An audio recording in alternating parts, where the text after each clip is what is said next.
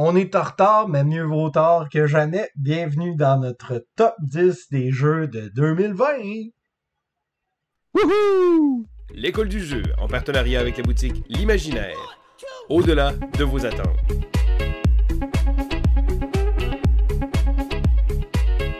Bonjour, mes fanfreluches, c'est Vince de l'école du jeu, j'espère que vous allez bien. Et aujourd'hui, j'ai eu l'opportunité d'être avec les deux autres membres, mes deux grands amis, JP et Sylvain. Et on vous présente dans cette vidéo notre top 10 des jeux de 2020.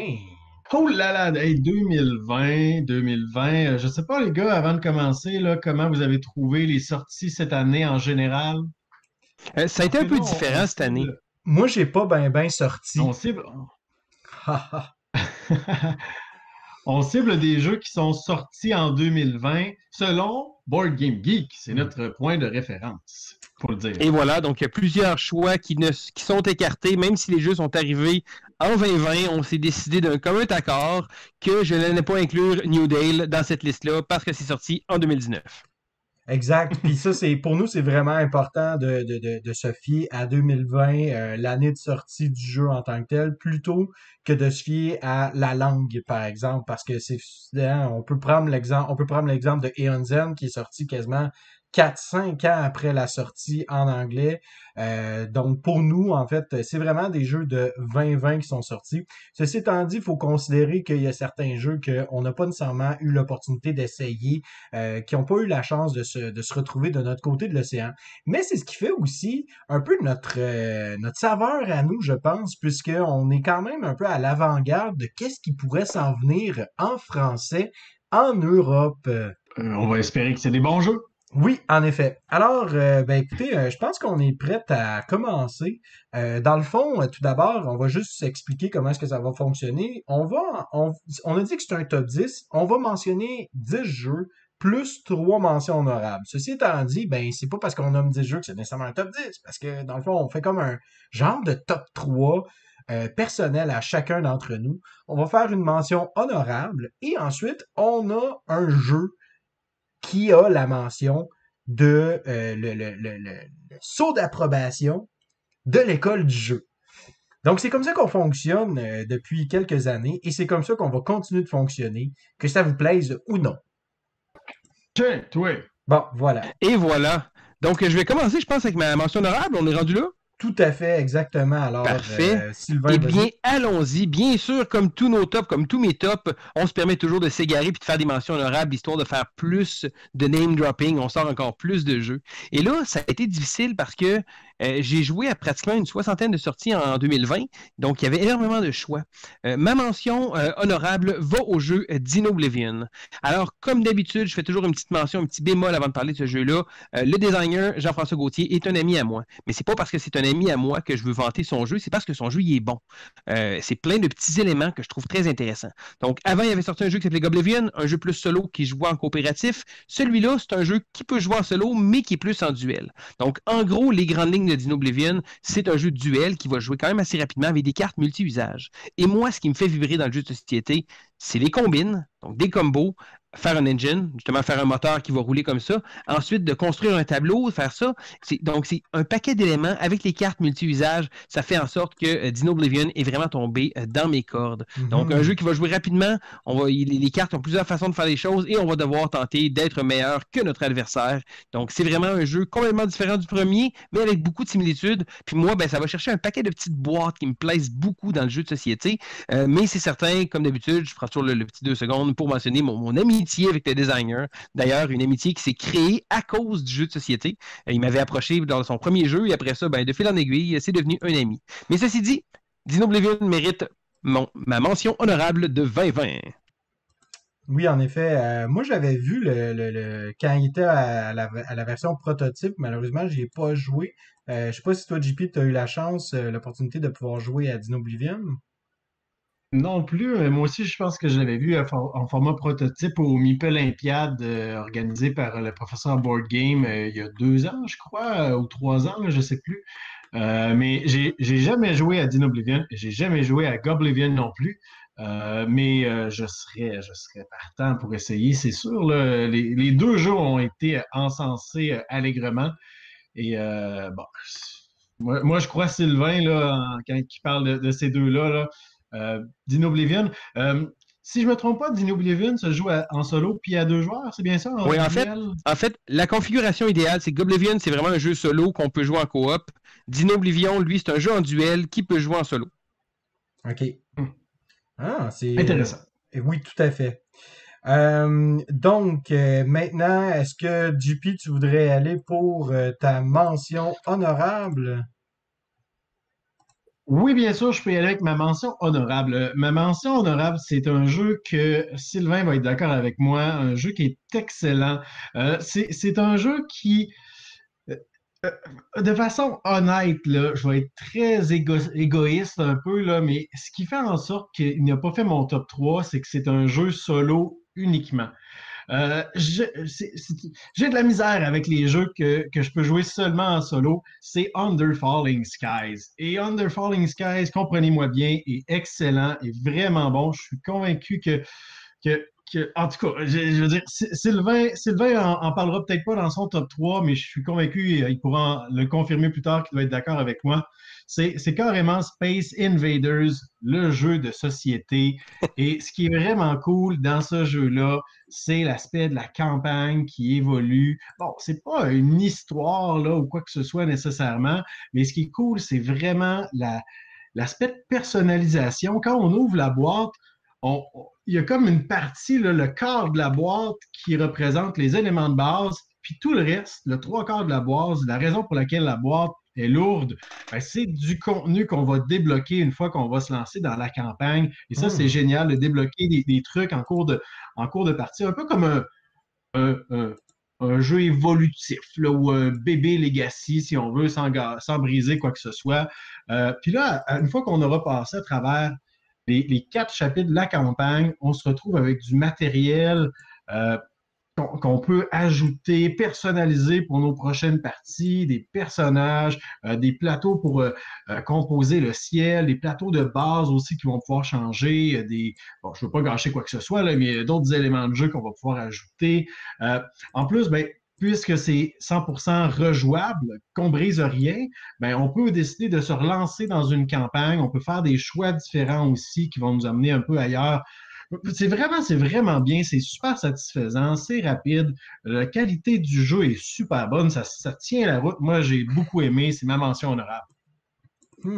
Un excellent choix. D'ailleurs, il aurait probablement fait ma liste, mais lorsqu'on discutait au préalable, on s'est dit, bon, ben, on va essayer de parler du plus de jeux possible. Donc, oui, comme tu disais, Under Falling Sky, je sais que c'est pas tout le monde qui est donné pour le jeu solo. Je sais que c'est un jeu uniquement solo.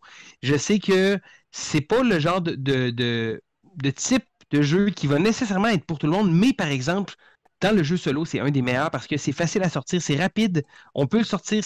Les parties demandent pas une implication de temps, d'énergie ou d'espace qui sont. Bon, ok, le jeu est assez long, là, mais sinon, je veux dire, c'est facile à sortir. On peut sortir, faire une petite partie, puis on va se rendre compte que le jeu a vraiment été quelque chose d'accrochant. Puis lorsqu'on commence à jouer au mode campagne, comme JP le disait, là, on est comme. OK, dans un petit jeu, une petite boîte, pas trop coûteuse, un peu difficile à trouver peut-être, je dirais que ce jeu-là, un bang for the buck, comme ils disent en anglais, là, vraiment un ratio de plaisir et d'argent vraiment, vraiment bien impressionnant. Donc, pour ma part, je n'ai aucune chose négative à dire sur ce jeu-là. C'est vraiment un super jeu.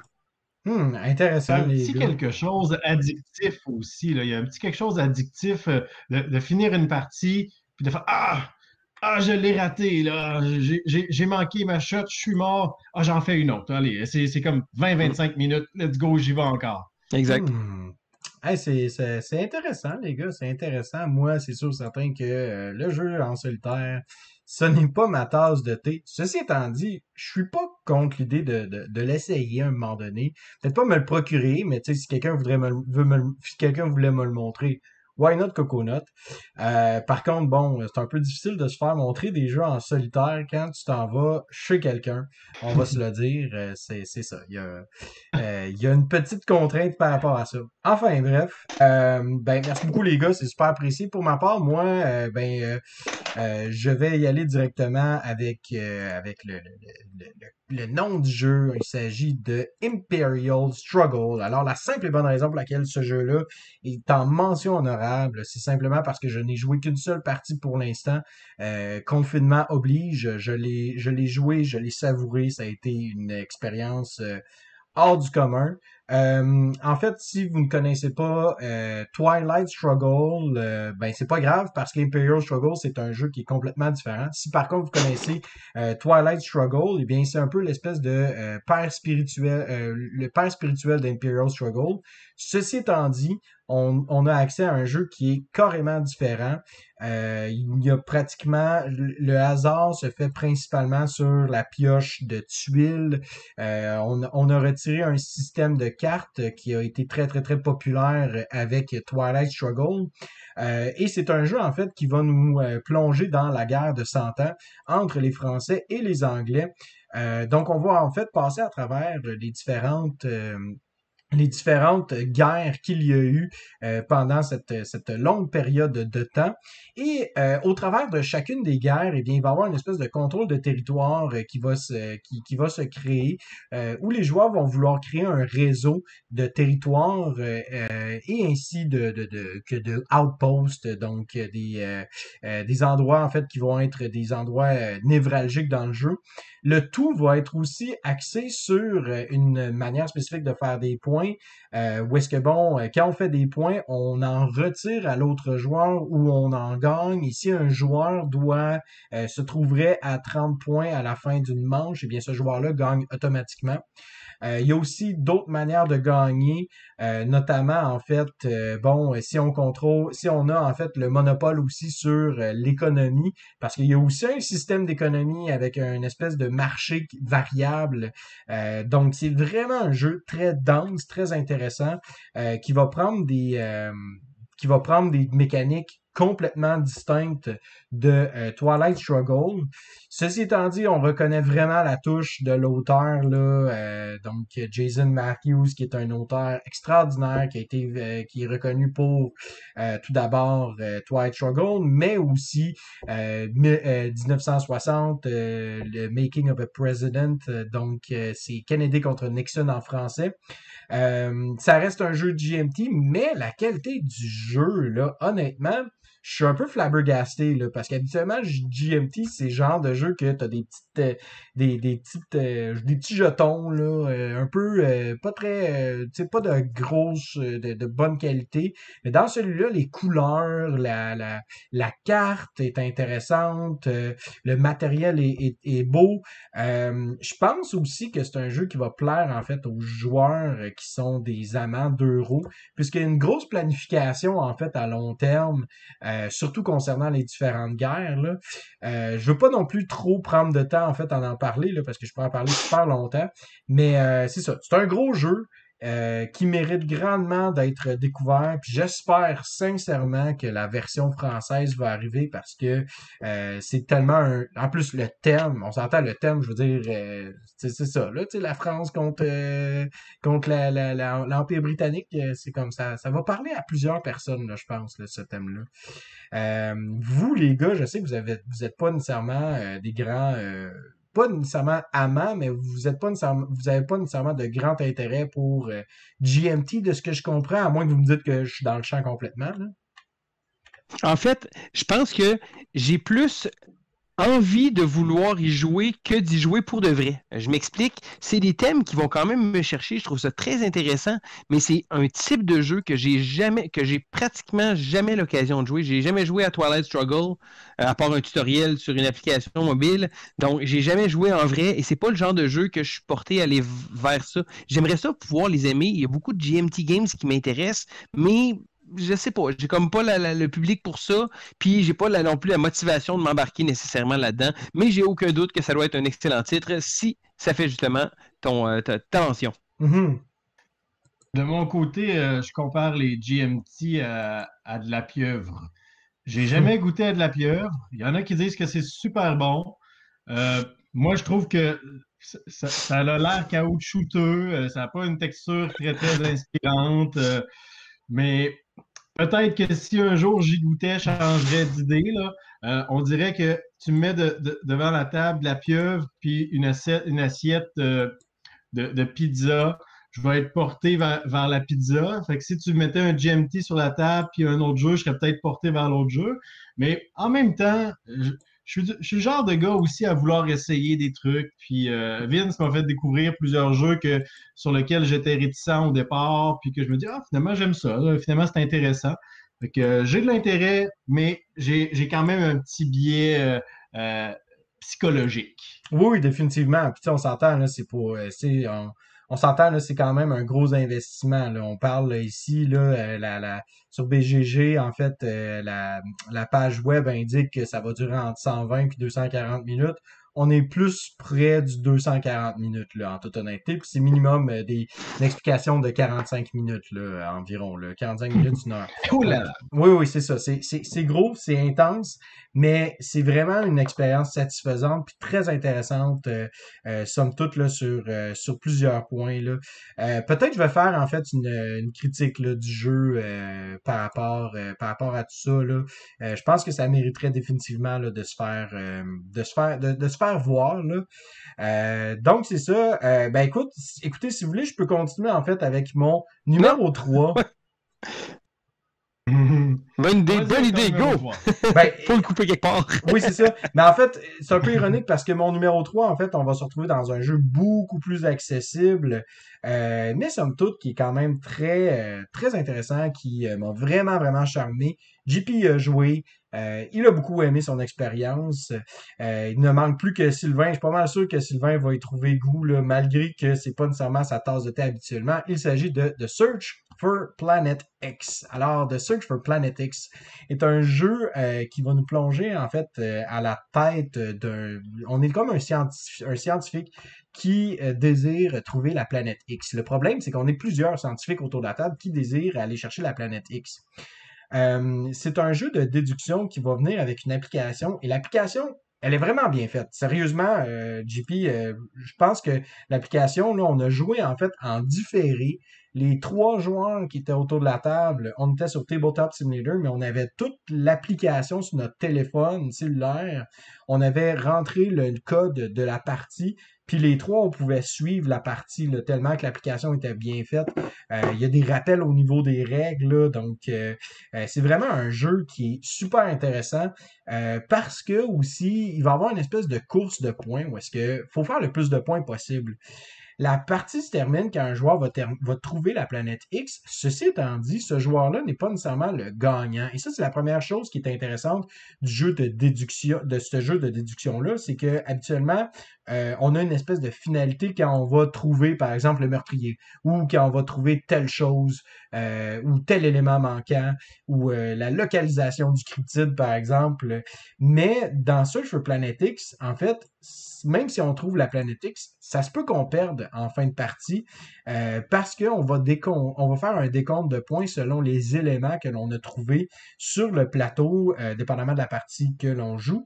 Et ben le joueur qui a le plus de points gagne. Donc ça, c'est un premier élément qui est très. C'est un deuxième élément, en fait, si je peux parler de l'application, mais là, l'élément, en fait, de gestion de ressources aussi, parce qu'on a une gestion du temps. Est-ce qu'on fait des actions qui sont plus coûteuses ou on fait plusieurs petites actions? Faut aussi regarder qu'est-ce que les autres joueurs font. Là. Sérieusement, c'est vraiment un excellent jeu. J'ai joué en configuration en 2 et 3 joueurs. Il y a un mode, on a joué au mode standard principalement, mais j'ai vraiment hâte d'essayer le mode avancé, là. Justement, toi, JP, est-ce que c'était... toi, qu'est-ce que tu en penses là, de tout ce jeu-là en tant que tel? J'ai été beaucoup surpris quand tu m'avais demandé si je voulais me joindre à une partie sur Tabletop Simulator. Euh, Tout de suite, quand tu m'as parlé de ce jeu-là, je me suis dit, ah, ça serait une bonne occasion de l'essayer parce que je connaissais rien du jeu, mais j'étais déjà un peu curieux là, avec les grandes lignes de celui-ci. Fait que je connaissais presque rien en réalité. Et je trouve qu'il y a beaucoup de potentiel. Ce qui m'a le plus étonné, j'ai trouvé, là, tu en as parlé un petit peu, là, c'est l'application, à quel point elle prend pas de place. C'est pas quelque chose qui est lourd, Non. c'est pas quelque chose qui est central dans le jeu. C'est nécessaire, mais mon attention va pas être sur l'application, mon attention va être sur le plateau, sur mes notes, sur ce que les autres joueurs vont dire, laisser sous-entendre. Il y a beaucoup aussi là, de place pour... c'est pas un jeu de bluff, là, mais je peux quand même me laisser aller puis dire ah oui, par là, il y avait un satellite.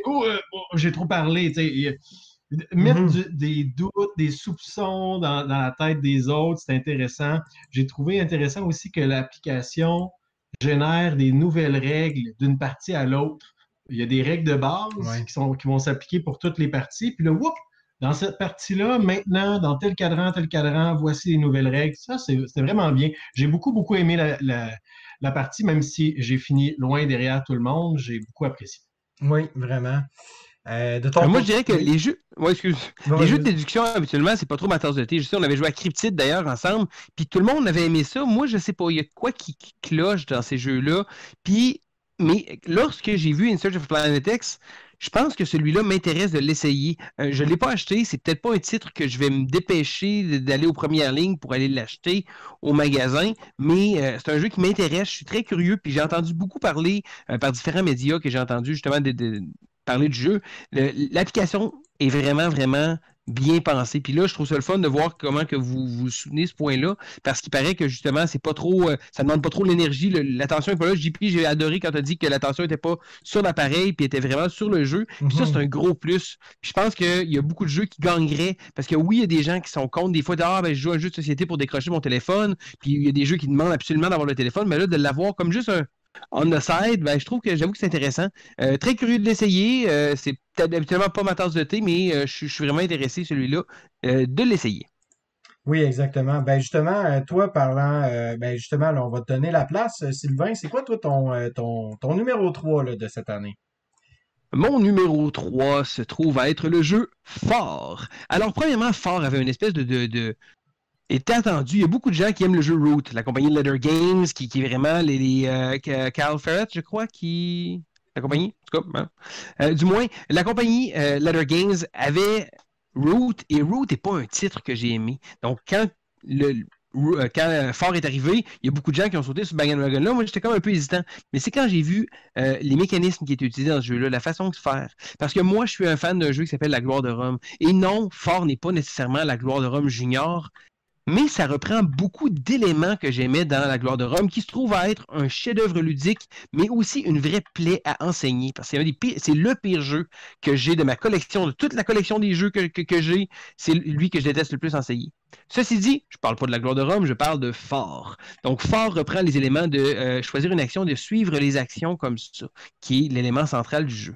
Ce que j'aime dans Fort, c'est que ça prend beaucoup d'éléments ludiques très intéressants et beaucoup de mécanismes, et ça les amène dans un jeu qui est relativement simple. Il ne faut pas s'y méprendre. Fort n'est pas un jeu pour enfants, malgré le look, mais c'est un jeu qui prend des mécanismes qui sont habituellement réservés à des jeux plus complexes ou une espèce de concept justement d'engine building que moi j'adore, hein, j'en parlais tantôt. Donc ça amène ça et ça le met dans un format qui est très accessible quand même. Non, c'est certain, ça n'a pas la profondeur de d'autres jeux comme ça. Il y a certaines parties, certaines combines qui vont revenir au même, mais c'est tout le temps le choix qu'il faut faire. Est-ce qu'on fait un jeu accessible ou un jeu avec énormément de rejouabilité? Ils ont décidé de mettre Fort, puis je pense que le thème a tellement bien rendu le jeu, parce qu'à l'origine, c'était un jeu avec un thème romain très quelconque. Puis quand ils ont refait justement le thème avec Fort, j'ai trouvé que ça avait vraiment une grosse cohérence. Parce que, en gros, dans Fort, je parle de paquet de choses, on est des enfants et on doit construire un fort. Donc, le but, ça va être de construire le fort qui va nous marquer le plus de points de victoire. Bon, en gros, qu'est-ce qu'on va faire? On va avoir des amis, on va manger de la pizza, on va avoir des jouets et on va s'amuser. Donc, la base du jeu tourne autour d'un concept de deck building où on va construire notre deck d'amis. Et là, lorsque ça va être notre tour, on va pouvoir jouer les amis pour générer certaines actions. La manière que les actions fonctionnent, et c'est là le petit côté de suivre les actions, c'est que la carte a toujours divisé en deux parties. La partie publique et la partie privée. Donc, la partie publique va être générée par tous les joueurs qui vont décider de suivre. Donc, de prendre une des cartes de leur main qui partagent une de cette série de couleurs en tant que telle, et ils vont la jouer, ils vont pouvoir suivre l'action. L'action privée est jouée seulement par le joueur qui d'origine qui a joué la carte. Donc, tout le monde se sent impliqué à tout moment. Et lorsqu'on va jouer, moi j'ai joué à 2 ou 3 joueurs, lorsque les gens sont en train de jouer leur tour, ben, les autres joueurs vont quand même suivre ce qui se passe parce qu'ils vont regarder voir s'ils vont jouer une carte. Et là, après avoir joué ces cartes, générer des effets, donc encore une fois, le petit côté engine building que j'aime beaucoup. Et à ce moment-là, après ça, ben, les cartes qu'on n'a pas utilisées dans nos mains, donc les amis, ils vont devant nous. Et là, les autres joueurs vont pouvoir les recruter. Vous savez, comme dans beaucoup de deck builders, on a souvent une rivière de cartes, mais là, on va pouvoir acheter les cartes des autres joueurs. Donc, je sais qu'il y a beaucoup de gens qui n'ont pas aimé ce concept-là de dire, bon, mais je me construis un deck pour me faire voler, mais le thème est tellement bien respecté parce que si on a des amis avec nous, puis on ne joue pas avec nos amis, ben, ils vont peut-être tenter d'aller voir d'autres amis, mais faites-vous-en pas, si jamais l'autre joueur, si jamais JP n'est pas intéressé d'avoir mes amis vont quand même revenir dans mon deck. Donc, thématiquement, ce jeu-là a beaucoup plus de poids qu'il devrait, je pense, parce que c'est tellement bien pensé là-dessus. Et encore une fois, le fait de suivre les actions, gestion de cartes, gestion d'actions comme ça, je trouve ça vraiment intéressant de se trouver son petit moteur, d'exploiter son moteur et d'essayer de marquer des points. Et on ne se le cachera pas, il y a beaucoup de points qui sont faits parce qu'on va pouvoir payer des ressources pour augmenter le niveau de notre fort. Et là, plus notre fort va monter de niveau et plus il va marquer des points. Et à la fin de la partie, il donne un nombre vraiment incroyable de points. Mais après tout, c'est quand même la base du jeu. Le jeu s'appelle fort, donc c'est normal que l'élément du fort soit l'élément central et l'élément d'engine building, c'est des points supplémentaires qu'on va faire.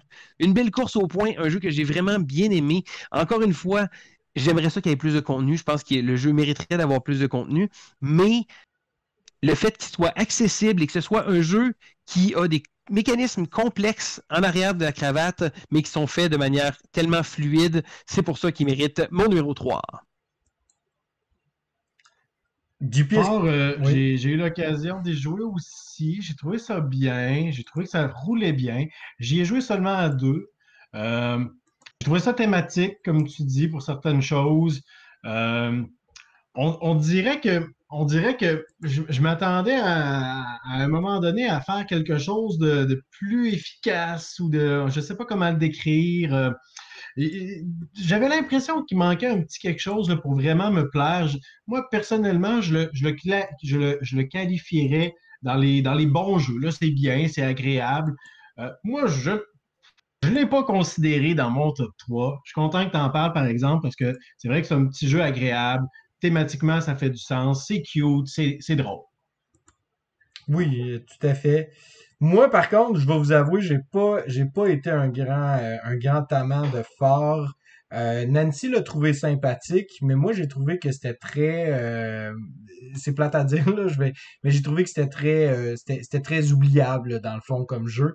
Je sais pas, on dirait que, tu sais, le thème, on parle beaucoup du thème, puis oui, le thème était très, très bien implémenté, mais je trouvais qu'il y avait certaines exceptions où est-ce que j'étais comme, ah, ok, je comprends, tu sais, je veux dire, pourquoi est-ce que, mettons, on donne une sculpture de macaroni à celui qui a fait le plus gros fort? Moi, personnellement, ma sculpture de macaroni que je vais faire, je vais la garder pour moi. Je veux dire, pourquoi je la donnerais à la personne qui a fait un fort, tu sais? Mais blague à Tu l'as part, volé? ben oui, oui, mais c'est ça, tu sais, en tout cas, je sais pas, ça a vraiment pas accroché avec moi.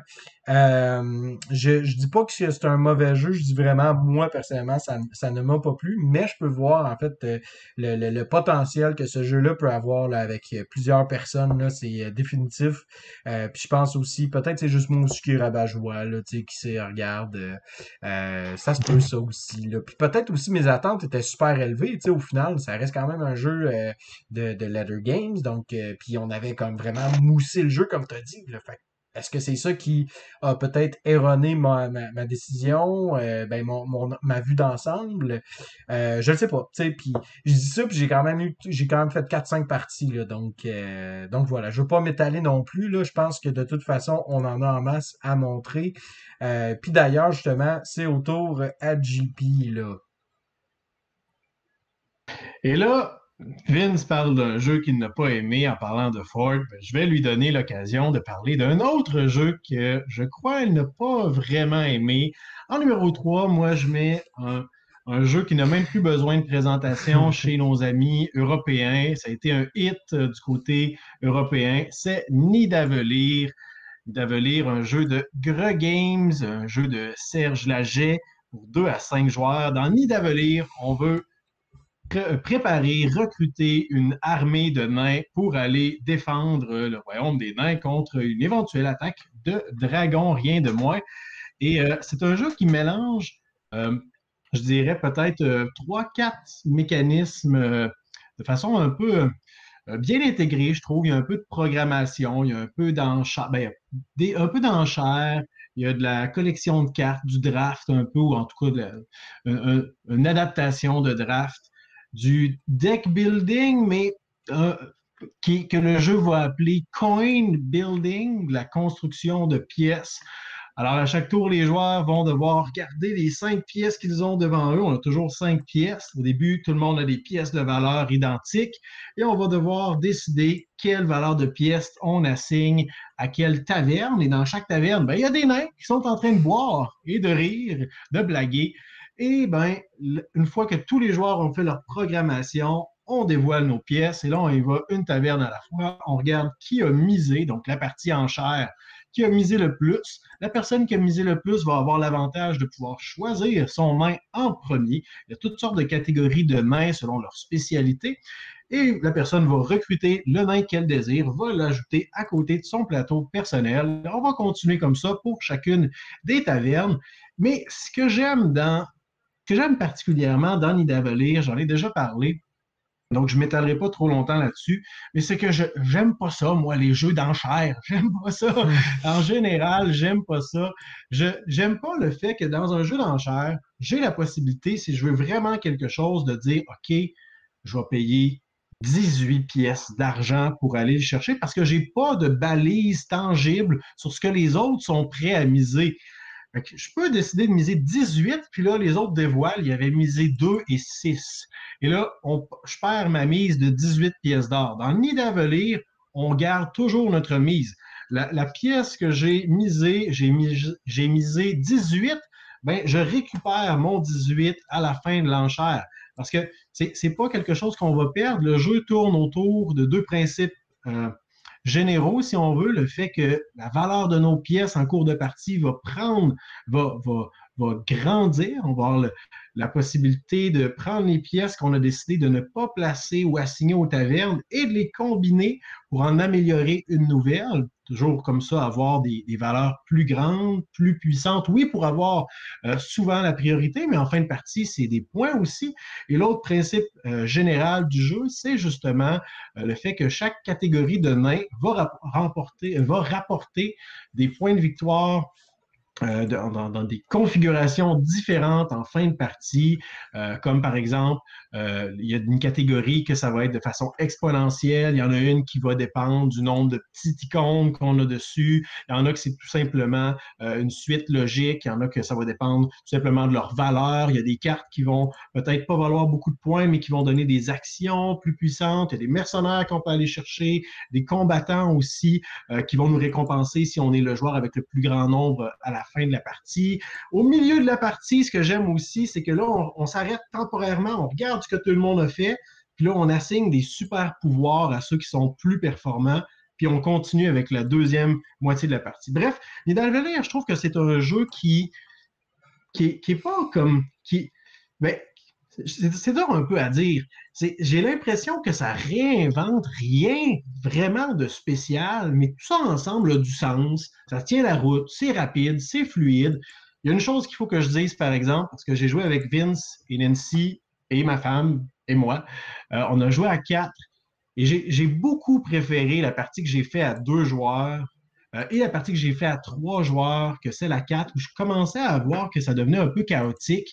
Et que finalement, ça n'a plus vraiment d'importance quelle carte je ramasse à la fin.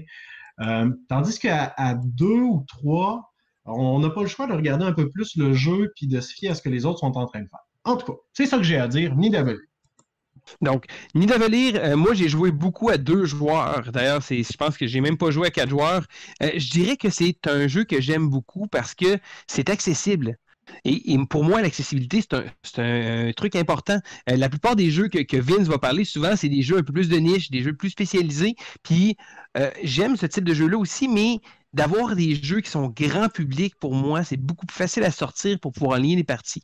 Puis j'aime ça, JP, quand tu disais que Nidavellir réinvente rien, prend plein de petits éléments à gauche et à droite, les met dans un mélange qui est homogène, qui sort bien, qui coule bien, qui est amusant. Ça, c'est le genre de jeu que je vais garder dans ma collection, que je dirais jamais qu'il est exceptionnel, mais que je dirais jamais non à une partie, puis que je serais pas gêné du tout à dire à quelqu'un, hey, tu connais pas trop les jeux de société, tu commences un peu, tu as joué quelques petits jeux par-ci par-là, tiens, voici Nidavellir, regarde, il y a plein d'éléments intéressants de jeux de société inclus là-dedans. L'aspect mise, l'aspect enchère, comme JP disait, on perd pas. Le coin building, on va tenter tout le temps de monter comme ça fait une belle petite rampe. C'est certain que les parties reviennent souvent au même, mais sont quand même assez différentes selon les applications. On peut essayer d'avoir une stratégie plus vers un type de main ou un autre. Puis j'ai trouvé que c'était intéressant. C'est pas exceptionnel, mais c'est un jeu que je trouve intéressant. Bon. Moi, je vais mettre je vais aller dans une zone grise au sens parce que c'est pas un jeu que je déteste, c'est pas un jeu que je pense qui est mal fait. Au contraire, je trouve que c'est un jeu qui est très très bien, super bien fait. Mais premièrement, je pense que je m'attendais plus à l'auteur là. Mais au-delà de tout ça, je pense que ce qui m'a déçu beaucoup de Nidavellir, c'est que moi, j'ai trouvé vraiment qu'au final, on fait juste aller chercher des cartes qui vont nous donner des points. Puis le thème, ça nous passe du pied par-dessus la tête, on s'en balance. On veut juste aller chercher des pièces qui vont valoir le plus cher possible pour être capable d'aller chercher les cartes en premier, puis après ça, ben on va chercher les nains qui correspondent à la couleur que l'on veut. Puis même qu'à un moment donné, j'ai trouvé que ouf, pendant même la partie qu'on a faite ensemble, j'ai fait oh boy, ok, le jeu, j'avais l'impression que le jeu s'essoufflait, puisqu'à un moment donné, bon, tu te retrouves à juste prendre une carte, t'as le choix entre une carte qui vaut 15 points puis une carte qui vaut 12 points. Puis t'as juste à faire le calcul en fait de ces deux cartes-là, puis tu vas sélectionner telle carte. Euh, puis ça pour moi, ben ça a été un petit peu décevant parce que j'ai trouvé aussi que j'ai pas vu nécessairement l'intérêt d'aller prendre une carte convoitée par un adversaire. Simplement parce que je trouvais que, tu sais, au final, tu sais, j'ai le choix que d'enlever 15 points à l'adversaire puis d'en faire un puis que finalement l'adversaire en prenne une qui va lui faire 8 points. Donc au final, j'aurais pu juste aller chercher la carte qui allait me faire 12 points. Tu sais, il y a comme ce niveau-là, en fait, je trouve qu'il manquait peut-être. Encore là, j'ai juste joué une partie. Ça se peut que je me trompe. Et excuse-moi de t'interrompre, mais quand tu joues à 2 joueurs, c'est uniquement du hate draft. C'est un jeu de hate draft, c'est un jeu de haine pur et dur parce que tu dois absolument gérer qu'est-ce que l'autre a pour tenter de briser complètement ses combines. Parce que si tu te mets à collectionner les icônes, il faut juste que tu ailles briser son élan. Et le jeu à 2 joueurs, c'est vraiment une tension énorme qu'il y a à dénailler, à refuser les cartes de l'autre joueur plutôt que de prendre des cartes pour soi-même. Bon, tu vois, regarde, Ouais, il y a vraiment une grosse différence entre l'expérience à 2 et à 4. Là. Moi, je comprends ce que tu dis, le Vince.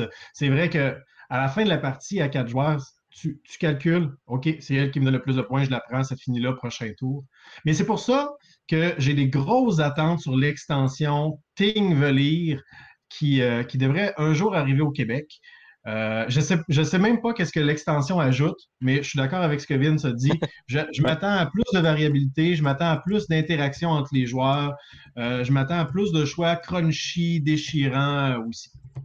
Mais c'est ça, puis peut-être, comme vous expliquez, là, c'est peut-être juste l'expérience à 4 joueurs, là, parce qu'au final, bon, si c'est du hate draft, donc peut-être qu'au final, c'est ça peut pas bien se faire, en fait, à 4 joueurs, là, puisqu'au final, bon, tu vas aller prendre cette carte-là pour ralentir un joueur, mais au final, tu ne sais pas vraiment c'est qui est en tête, là. C'est vraiment difficile aussi à calculer. Mais je pense que c'est surtout, en fait, l'idée que je trouvais vraiment ça dommage que on perde le thème puis qu'au final, ce soit vraiment juste une question de OK, c'est qui a le plus de points. J'ai trouvé que ça, c'était comme peut-être une situation qui m'a un petit peu dérangé là, du jeu. Enfin, bref. C'est comparable à Seven Wonders, là, ce niveau-là. Exact. C'est ça. Est-ce que, puis encore, tu sais, la question à se poser, tu sais, est-ce que, bon, ça peut être une bonne alternative à Seven Wonders, mais tu sais, en même temps, si on compare avec Seven Wonders. En tout cas, je sais pas trop comment expliquer ça, là. J'étais un petit peu, c'est ça. J'étais un petit peu ambivalent. Je n'ai pas détesté Ça change l'expérience. rien, c'est mon numéro Et 3. voilà. Exact. Ben, écoute, Ça justement, change est-ce que rien. tu veux y aller avec ton numéro 2, cher JP? Oui, je peux y aller avec mon numéro 2. Mon numéro 2, on s'en va ailleurs. On s'en va dans le plus lourd un peu. On y va avec Tekhenu, l'obélisque du soleil, je pense en français le nom, un jeu de Daniel Tacchini et de David Turczi de Board and Dice, un jeu de 1 à 4 joueurs dans une thématique d'Égypte ancienne. Et c'est un jeu avec, en fait, c'est une salade de points camouflée et thématique. Je pourrais dire ça comme ça. C'est un jeu de draft de dés. À notre tour, c'est super simple techniquement, là, comme beaucoup de jeux, techniquement, c'est simple. Quand vient le temps d'expliquer les actions, c'est là que ça se complique. Donc, techniquement, ce qu'on fait à notre tour, c'est qu'on sélectionne un dé parmi ceux qui sont disponibles autour de l'obélisque central et on a deux choix. Soit on génère des ressources avec ce dé-là, ou on effectue l'action du cadran dans lequel il se trouve. C'est tout. Vous êtes prêts à jouer, les gars? Hmm. Alors, autour de l'obélisque, il y a 6 cadrans. Chaque cadran correspond à une action. Il y a aussi des degrés qui correspondent à l'état du dé, selon sa couleur et selon l'emplacement du soleil fictif. Là, on ne voit pas le soleil dans le jeu. Il manque cette composante-là, là, si on veut. Mais le géant obélisque, il y a des sections dans les cadrans qui sont ensoleillées, qui sont dans la pénombre ou qui sont dans l'obscurité totale. Et selon le cadran, l'emplacement où ces dés-là vont se retrouver, ça va avoir un impact. Pas nécessairement sur l'action que je vais faire dans le cadran, mais sur notre plateau personnel, il y a une tonne de choses à gérer, mais la chose principale, c'est la balance. Alors, pour les Égyptiens, l'équilibre, c'est une chose hyper importante. Et lorsque je vais récupérer un dé, selon son emplacement, selon sa couleur, il peut être pur ou il peut être impur. Mais moi, ça peut ne pas avoir d'impact pour moi si ce qui m'intéresse, c'est vraiment l'action. Une fois que je l'ai récupéré, je le mets dans ma balance du côté correspondant et j'effectue mon action. Par contre, à la fin de ma manche, c'est là que je vais devoir regarder si j'ai réussi à m'approcher de l'équilibre. Parce que je vais avoir des dés purs d'un côté de ma balance, des dés impurs de l'autre côté, et je veux que mes valeurs de dés s'équivalent. Par exemple, 14 d'un bord, 14 de l'autre avec mes dés, pour éviter d'être gravement pénalisé. Il y a toutes sortes de choses qui peuvent faire en sorte que je peux modifier la valeur de mon dé, ou par exemple, si je décide avec un dé de générer des ressources, ben, ça va dépendre de la valeur du dé, bien évidemment. Si j'ai un dé de valeur 6 et que je peux générer 6 parchemins, ben, je peux sembler hyper content. Par contre, sur mon plateau personnel, j'ai des barrières au nombre de ressources que je peux avoir en même temps accessible en début de partie. Il y a des choses qui vont me permettre là, de débloquer ça puis de garder plus de ressources à portée de main. Mais si je génère 6 papyrus et que je peux seulement en avoir 2 sur mon plateau, ben, les 4 papyrus restants, ceux-là que je ne peux pas garder, ben, non seulement je les perds, mais en plus, ils s'en vont du côté impur de ma balance. Alors, ça va venir vous débalancer complètement ma balance. Donc, parfois, on veut des ressources, mais la valeur du dé est beaucoup trop grosse. Donc là, il faut jouer avec cette balance-là si on ne veut pas être désavantagé à la fin de la manche. Et là, ça, c'est juste la question de draft de dés. Parce qu'après ça, il y a la gestion de toutes les actions. C'est une salade de points, donc on peut se spécialiser dans une action bien précise, dans la construction des temples, dans la construction des statues pour honorer les divinités égyptiennes, ou on peut décider d'y aller un peu partout. C'est vraiment cool. Chaque partie peut avoir vraiment une saveur différente. On peut y aller dans une stratégie. Mais tu sais, c'est un euro, là.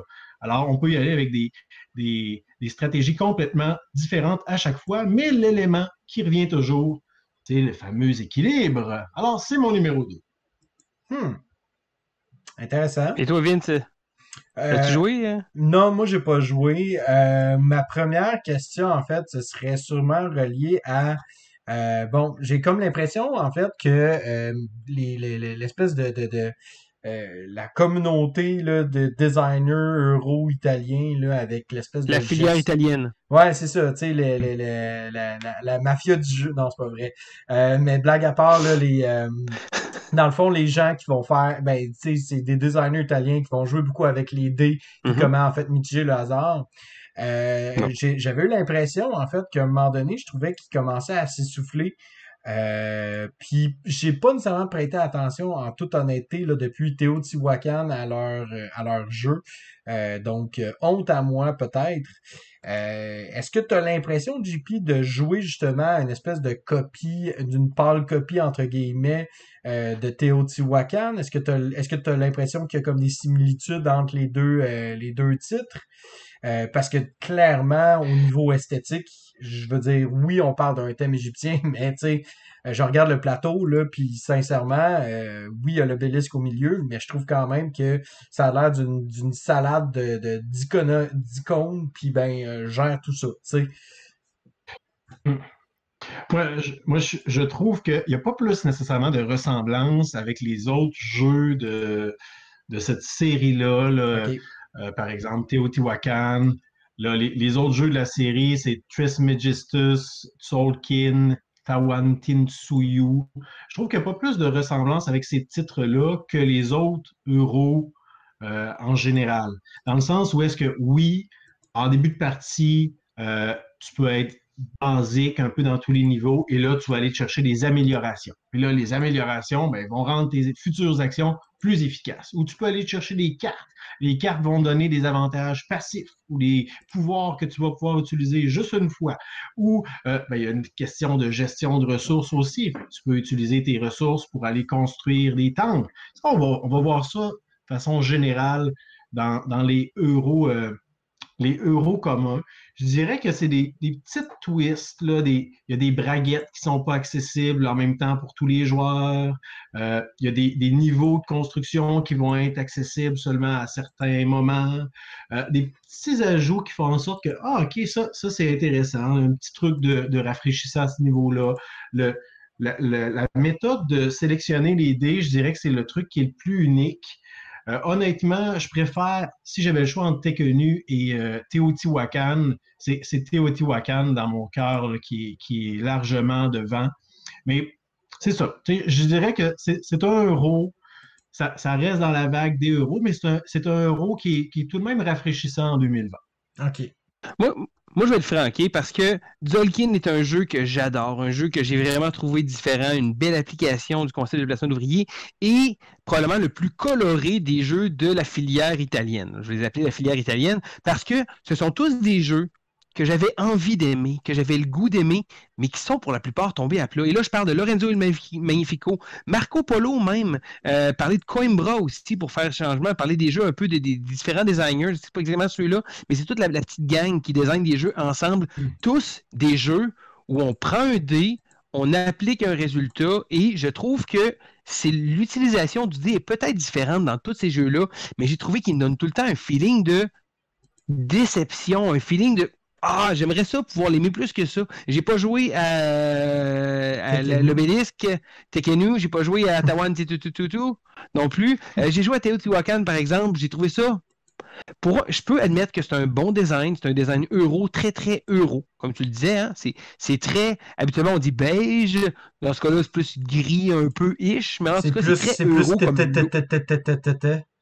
Parce qu'on a tout pacté. C'est la sérénité. Mais ultimement, j'ai pas envie de jouer à Tekkenu, j'ai pas envie de jouer à l'autre non plus. Je pense que je suis juste brûlé de tous ces jeux-là qui ont été des amères déceptions. Donc, malheureusement, pas pour moi. Bon, mais vous me faites de la peine, les gars. Mais non, mais moi, personnellement, je ne serais pas je ne serais pas contre l'idée d'y jouer. Mais je serais pas le premier là, à faire les lignes pour aller me le procurer. Puis aussi, je pense que c'est peut-être ça aussi. Peut-être que bon, Nancy, ma douce moitié, peut-être que c'est moins dans son style euro, là, on va le dire. Là. C'est combien de temps aussi ce jeu-là par pur. Ils disent en fait. Je dirais que la partie, je sais pas qu'est-ce qu'ils disent exactement comme information, eux autres, ils disent quoi? 60 à 120 120 sûrement. minutes, ouais, exact. Ouais, ben, je dirais que en solo, ça doit tourner autour de 60 minutes. Là. J'ai pas essayé la variante solo. À deux joueurs, c'est un 90 minutes première partie, là, je dirais. OK, OK, bon. Écoute, c'est sûr certain que moi, je veux dire, je suis toujours intéressé là, d'essayer ces jeux-là, puis ça va toujours être quelque chose que je vais être intéressé, mais d'y jouer directement par moi-même, je serais pas nécessairement attiré. Mais si quelqu'un arrive et dit faut que tu essaies Tekken, je vais l'essayer là, définitivement, là, ça va me faire plaisir même. Là. Bon, Bon, on est rendu à mon numéro 2, je pense. oui, vas-y, Oui. mon On est cher rendu là Sylvain. dans l'ordre des choses. Exact. Alors, cas numéro 2, je sais pas pour vous, mais l'univers des romans de Dune, des vieux films qui est sorti dans les années 70, le remake qui s'en vient, vous savez, tout l'univers de Dune, ben moi, ça me dit pas grand-chose. Donc, à la base, le jeu Dune Imperium est ma deuxième position, mais malgré le fait qu'il y ait un gros fan following, et je sais que c'est une série de romans qui est adulée par plusieurs, je sais que mon frère a écouté le vieux film dans le temps, moi, à la base, je ne connais pas vraiment l'univers de Dune, donc c'est pas ce qui m'a amené à vouloir m'intéresser au jeu. Au contraire, j'ai juste fait, ah, ok, Dune, le truc avec les vers des sables, puis c'était après la seule chose que je savais de Dune. Je sais pas pour vous, les gars, vite, avant, est-ce que vous connaissez l'univers de Dune? Oui, Moi, oui. oui. Ouais? C'est un vieux film aussi, hein? Vous êtes jeunes, vous autres. Hein? Non, mais tu sais, à Mais- part le film, je connais un petit peu là, la genèse puis l'origine de tout ça. Là, fait que, enfin, bref, mais continue. Ceci dit, avec le jeu était supposé de coïncider avec la sortie au cinéma du nouveau Dune. Malheureusement, ça a été délayé. Donc, Dune Imperium arrive comme ça, un peu de nulle part, sans le film qui était supposé l'accompagner. Et le jeu prend beaucoup d'éléments intéressants parce que le jeu est un jeu de deck building, de placement d'ouvriers, mais aussi il y a une tension qui va se faire avec une gestion, un contrôle de territoire, en fait. Ce que je trouve drôle, c'est que l'utilisation du deck building est faite de manière complètement différente de beaucoup de jeux parce que les cartes qu'on va avoir dans notre deck, donc on va fabriquer notre deck, on va avoir des cartes dans nos mains et lorsqu'on va jouer, habituellement à la part des deck builders, on va aligner toutes nos cartes, faire nos actions. Tandis que dans Dune, l'aspect placement d'ouvrier, on va jouer une carte et la carte qu'on va jouer va générer un effet pour la plupart du temps, mais va également nous donner des icônes sur le côté de la carte. Ça se trouve être les endroits qui sont disponibles sur le plateau de jeu pour placer notre ouvrier. Et là, au départ, on n'a pas beaucoup d'ouvriers, donc il va falloir essayer de générer des cartes qui vont nous donner des bons effets intéressants, mais également de pouvoir nous permettre de pouvoir placer notre ouvrier sur un endroit qui est convoité pour recevoir des ressources ou augmenter notre réputation avec diverses alliances. Encore une fois, l'aspect thématique ne va pas vraiment me chercher tant que ça. Je ne connais pas toutes les factions, je ne connais pas les choses comme ça, mais des fans de la propriété intellectuelle vont probablement vraiment aimer ce petit point-là. Ce que j'aime dans ce jeu-là, c'est que c'est un jeu qui utilise justement le placement d'ouvriers. On va essayer de générer générer des ressources, des choses comme ça, mais à la fin de chacun des rounds, l'aspect de conflit. Et là, le jeu tourne autour vraiment de ce côté-là parce qu'il va y avoir un endroit au milieu où on va déplacer des troupes. Donc, selon certaines actions qu'on va faire, on va pouvoir avoir l'occasion de pouvoir générer des troupes dans notre garrison. Donc, si on veut, de notre côté, mais on va pouvoir les envoyer au combat, la zone de conflit qui est au milieu. Et à la fin des rounds, on va avoir un élément de majorité. Le joueur qui va être majoritaire va pouvoir remporter les bénéfices du round parce que le jeu se joue en 10 rounds ou jusqu'à temps qu'un joueur ait 10 points de victoire. Et je dirais que la plupart du temps, il y a un gros point de victoire qui est là pour la personne qui va gagner le conflit à la fin du tour. Donc, on doit essayer d'évaluer un peu ça, les personnages, les aspects d'endroits qu'on va aller sur le plateau parce que c'est pas tous les endroits sur le plateau qui nous permettent de pouvoir générer des unités pour pouvoir participer à ce conflit-là. Et on peut pas se permettre d'ignorer complètement le conflit parce que sinon, on va passer à côté de valeureux points de victoire. Mais à part de ça, il y a tellement d'éléments qui vont dans le jeu avec un jeu de gestion de ressources qu'on va faire. Et le fait que le jeu a vraiment cet élément-là qui est intéressant. Et une chose qui est habituellement pour des jeux que j'ai pas joué encore avec 4 joueurs. J'ai joué seulement à 2 joueurs et j'ai joué en solo. Et habituellement, la tension est vraiment moindre. Le jeu est avec une application ou un deck de cartes. Entre autres, on peut utiliser les cartes, mais il y a également une application. L'application est très simple, on s'entend, là, tu payes sur un bouton, ça dit les actions que ça fait. Donc, ça va venir couvrir des espaces et ça va venir placer des unités aussi dans la zone de conflit. Et là, au début, je me disais, je pense qu'à 2 joueurs, ou même en solo, je trouvais ça probablement ordinaire parce que il manque la tension d'avoir 4 joueurs et j'ai tellement hâte de pouvoir le jouer à 4 joueurs autour de la table. J'ai l'impression que c'est une belle expérience de jeu dans une durée qui est relativement raisonnable. Mais même avec l'automa qui génère des actions, qui génère de la tension au milieu, j'ai trouvé que le jeu avait tellement à offrir. Puis je me dis, oui, ça va être meilleur avec 4 humains autour de la table, mais j'ai trouvé que l'aspect deck building qu'on fait, parce qu'on va construire les actions, bref, le choix d'actions qu'on va pouvoir faire, mais également la position qu'on va prendre sur le plateau, les différentes tracks qu'on va avoir pour pouvoir monter, pour pouvoir générer de l'influence et d'essayer justement de marquer des points de victoire avec un concept de gestion de ressources, mais aussi le fait que après avoir joué nos actions, parce qu'on n'a pas beaucoup d'actions, nos joueurs, nos workers, nos ouvriers, les cartes qui vont nous rester à la fin du tour vont nous servir, donc on va les défausser et on va recevoir une valeur en argent, une valeur en attaque. Donc, les cartes qu'on n'aura pas utilisées vont servir pour toute autre chose. Donc, tous ces éléments-là font en sorte que Dune Imperium a vraiment été une surprise. Moi, qui n'avais pas vraiment d'attente au départ, quand je voyais ce jeu-là, Dune Imperium, puis quand le jeu était proche d'arriver, je me suis un peu plus renseigné, je me suis dit, OK, c'est intéressant finalement. Fait que je dirais que l'aspect de conflit mélangé avec le deck building puis le placement d'ouvriers réussit à créer un mélange qui est tellement homogène, qui est tellement bien réussi et j'ai tellement hâte de pouvoir partager une partie avec vous les gars, faire une partie à 4 joueurs autour de la table. Je pense que ça va être un jeu qui a de l'interaction, mais qui n'est pas trop long. C'est pas un jeu qui va durer 4 heures, c'est un jeu qui dure 60 à peut-être 90 minutes tout au plus. Puis pour moi, un jeu dans ces eaux-là qui réussit à créer autant de tension puis de moments mémorables avec ça, je trouve que c'est vraiment un jeu qui m'a surpris. Intéressant. Dis-moi donc, est-ce que, parce que là, tu connaissais pas nécessairement la franchise, mais c'est-tu en écoutant un podcast populaire que tu as entendu parler du jeu puis commencé à développer ton intérêt? Non, pas du tout. En fait, le jeu est arrivé, je l'ai vu arriver, puis là, au départ, Dune Imperium, je me renseignais pas trop. Puis à un moment donné, OK, le monde a commencé à en parler. J'entendais en parler un peu sur les réseaux sociaux, des choses comme ça. OK, je vais me renseigner un peu. Puis là, c'est en voyant les mécanismes que le jeu offrait, je suis comme, OK, finalement, c'est intéressant, ça. Ouais, parce que dans le fond, le mix de worker placement ainsi que le mix mixé avec le deck building, c'est 2 mécaniques qu'on voit rarement ensemble. Là. C'est très, très rare qu'on les voit se joindre. Mais Petit bémol, excuse-moi Vincent de t'interrompre. Le jeu est sorti en même temps qu'un autre jeu qui utilise les mêmes mécanismes, mais de manière complètement différente. Lost Ruins of Arnak, qui est un deck builder, placement d'ouvriers. Donc, les 2 jeux ont été énormément comparés. Arnak n'était pas un mauvais jeu, mais c'est pour ça que c'est drôle parce que on n'a pas de jeu du tout qui utilise ces 2 concepts-là mis ensemble. Puis là, boum, en même temps, ting, 2 jeux qui arrivent. Fait que, excuse-moi, Vincent, tu peux continuer ton intervention. C'est ça, en fait, parce que c'est sûr que ça attire l'œil parce que, deck building puis worker placement, ce sont 2 mécaniques qui sont très, très, très populaires. Le fait aussi qu'on part à 10 points, moi je trouve que la partie se termine à 10 points, je pense que c'est un principe qui est intéressant parce qu'il y a toujours une espèce de tension qui peut être causée là, autour de la table, là, justement, cette course-là, en fait, entre les quelques joueurs, puis là, qui qu'on avantage pas.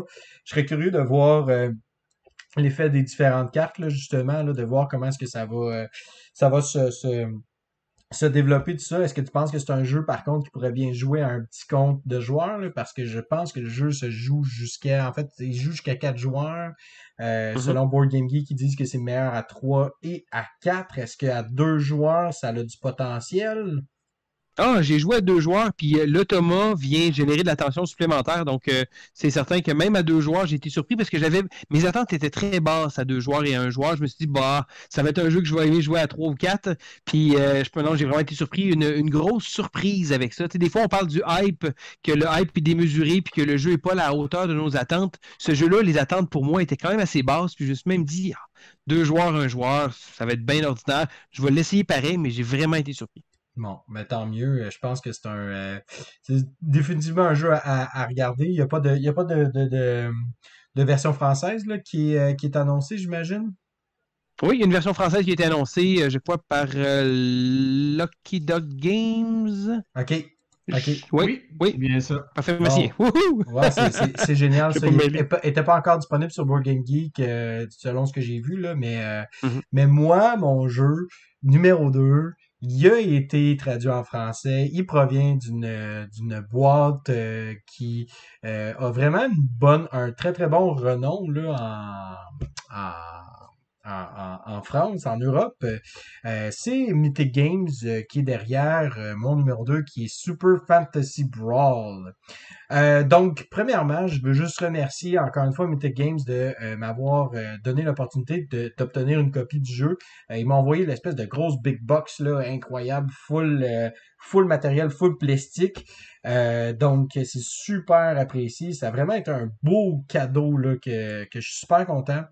La raison pour laquelle, en fait, Super Fantasy Brawl de base m'avait intéressé, c'est parce que j'aime beaucoup les jeux de duel. Ceci étant dit, la plupart des jeux de duel que j'ai joué avec Nancy duraient très longtemps et souvent, bon, le côté du hasard, le côté de gestion aussi, de positionnement, puis tout ça, déplaisait un petit peu parce qu'au final, j'étais souvent le joueur qui, malheureusement, avait plus d'expérience autour de la table. Donc, ça me donnait un avantage net et précis. Dans Super Fantasy Brawl, c'est simple. J'ai la boîte. On a commencé les deux au même niveau. Et je dois avouer que j'ai vraiment été agréablement surpris, là, même que je vous l'avais dit. Là, je veux dire, après une seule partie, là, j'ai fait, bon, il va falloir que je reconsidère mon top des jeux 2020. Puisque ce que j'apprécie beaucoup de Super Fantasy Brawl, c'est tout d'abord le fait que c'est un jeu qui dure 30 à 45 minutes littéralement. Donc, c'est pas une espèce de mensonge ou une espèce de diminution, tu sais, une espèce de diminution de la vérité. C'est vraiment 30 à 45 minutes où le but, en fait, ça va être de scorer 5 points et on va le faire avec différents objectifs, différentes cartes défis. Et ces cartes-là, en fait, vont nous demander de nous positionner à certains endroits. Donc, le premier point qui est intéressant, c'est le fait que, justement, c'est un jeu de positionnement puis d'opportunisme où est-ce que on doit bien se positionner et c'est pas nécessairement de rentrer dans le tas, de faire du mal, puis de ça, puis de tuer l'autre. Le but, c'est vraiment de bien se positionner en conséquence de quelle carte va arriver, puis d'être capable aussi de réagir en conséquence de ces cartes-là qui évoluent au fur et à mesure de la partie. Mais quand même, un autre point qui est intéressant, le jeu met pas de côté le fait qu'on veut se taper sa gueule. Et ben, tu peux gagner un point en tuant le personnage un personnage adverse, ça fera pas grand-chose autre que le retirer du plateau. Le joueur pourra le faire, le replacer au tour suivant sans problème. Mais l'avantage, c'est comme j'ai dit, c'est que ça donne un point. Donc, tu as le 5e de la partie remportée quand tu décides d'anéantir un personnage. Et parlant des personnages, un autre point qui est super intéressant du jeu, c'est le fait que présentement, dans le jeu de base, je pense qu'il y a 6 personnages qui sont dans la boîte de base, 6 ou 8, je me souviens pas exactement. Mais dans le jeu complet, là, dans la boîte que j'ai, il y a 12 personnages et on doit se faire une équipe de 3 personnages. Donc, il y a toujours, en fait, 6 personnages sur 12 qui sont sur la table. Mais là, on peut faire une combinaison. On peut faire plein de combinaisons possibles. On peut décider d'agencer certains personnages ensemble. Chaque personnage va venir avec son petit deck de cartes et ben, l'autre aspect qui est hyper intéressant du jeu, c'est le fait qu'il n'y a pas il n'y a pas de hasard laissé au dé, je vais le dire comme ça, parce qu'il y a du hasard au niveau des cartes que l'on pige, au niveau des cartes défis qui sont pigées. Mais quand même, il y a un principe de gestion de main, puisque on a on a une espèce de paquet de cartes de 18 cartes, donc 6 cartes par personnage. Il faut le gérer du mieux qu'on peut, parce que chaque carte aussi a une couleur, soit bleu, jaune ou rouge. Et on ne peut jouer qu'au maximum une carte de chaque couleur. En ayant une main de 5 cartes, il y a des manières de pouvoir piger, notamment avec l'effet de certaines cartes de personnages. Mais sinon, faut vraiment être capable de bien gérer ça. Et ça, c'est quelque chose que j'ai grandement apprécié. C'est le fait que cette portion-là de hasard, des fois, elle est frustrante. Des fois, tu n'as pas le contrôle dessus. Des fois, tu te dis, hey, je peux rien faire pour arrêter l'autre joueur, c'est frustrant. Puis, ça peut l'être en effet quand une partie peut durer 1h30, 2 heures. Quand un jeu dure 30 minutes, puis que finalement, ça a juste duré 2 minutes, Ben là, tu te dis, hey, on en refait-tu une? Bon, oui, on en refait une immédiatement. Veux-tu essayer d'autres personnages? Ah ouais, je sais pas, celui-là, il concordait plus ou moins dans la dynamique d'équipe, je vais en essayer un autre. Donc, pour moi, ça a été un gros plus. Le fait que c'était court, c'était simple, c'était efficace, c'était droit au but, et que justement, bon, les règles sont relativement simples et on vient en fait complexifier l'affaire avec, bon, évidemment, différents effets, mais aussi avec comment est-ce que le jeu va se dérouler devant nous. Euh, donc voilà, écoute, je vais définitivement arriver avec une critique là, du jeu, là, puis je vais faire aussi une règle, expliquer les règles du jeu, là, parce que sérieusement, c'est vraiment, ça m'a un peu renversé, je dirais, cette expérience-là. J'ai vraiment trouvé le jeu sublime. Le gros hic de ce jeu-là, par contre, c'est le fait qu'il y a trop de plastique dans la version de luxe. T'as du plastique au pied carré. Du plastique! Oui, mais là, tu sais, c'est parce que si, tu sais, sur le plateau de jeu, tu vas avoir des emplacements, en fait, qui sont déjà, comment je peux dire, qui sont déjà placés, en fait, à cause de l'impression du plateau. Puis c'est des statues, tu peux pas aller là. Mais là, Mythic Games a décidé de faire une batch de statues que tu peux littéralement mettre sur le plateau. Puis là, tu te dis, oui, mais c'est juste encombrant. J'ai pas besoin de savoir ça. Il y a des jetons aussi de points de vie, de points de dégâts, des jetons de piège. Ben là, Mythic Games a décidé de faire des jetons en plastique de couleur uniforme. C'est-à-dire qu'ils ont fait les relieux, des espèces de des petites formes pour représenter, bon, ça c'est un point de match, ça c'est 3 points, ça c'est une trappe qui fait telle affaire, telle affaire. Fait que pour moi, je veux dire, j'ai décidé de mettre de côté tout ce plastique-là, puis je joue avec les jetons parce que c'est juste plus fonctionnel selon moi. C'est plus facile aussi à récupérer un jeton que de prendre des petits trophées, par exemple. Mais honnêtement, c'est un des seuls défauts que je peux voir de ce jeu-là, là, parce que même Nancy qui aime pas ce genre de jeu-là, ben, on a fait 2 parties de suite, puis on en a fait une le lendemain, puis elle avait envie d'essayer d'autres personnages aussi, là. Vraiment, là, c'est un jeu qui est à découvrir, qui est à essayer. Qu'on aime le style ou non, c'est pas grave, ça joue juste 30 minutes. Donc, si vous aimez pas, tant pis, pas grave, vous avez juste pris le temps, eu 30 minutes à essayer un jeu que vous n'aimez pas. Donc voilà. Vous, messieurs, est-ce que vous êtes amants de jeux, en fait, de duels, de combats, pis ça? Toi, je sais que Sylvain, t'es un grand amant de Warhammer, notamment toutes comment, ben, les versions duels là, qui sont plus courtes, plus accessibles, qui sont peut-être plus dans l'allure board game, là. Ouais, en fait, je vais dire, c'est beaucoup trop de plastique pour toi, Vincent. Tu devrais me refiler ta copie. C'est beaucoup trop pour toi à gérer. Tu vois même pas la beauté de ça. Non, en fait, Vincent, la seule chose, c'est qu'il faut que tu commences à peinturer. Vu que tu as du plastique, tu dois maintenant peinturer. Ça se trouve être un aspect du hobby très intéressant. Ceci dit, j'ai juste une question à dire. Ouais. Super Fantasy Brawl ou Aristei? Ah, c'est difficile à dire ça, honnêtement. C'est un choix qui est quand même. Pour l'instant, je peux pas. Je peux Non, pas. non, non, je veux un mot.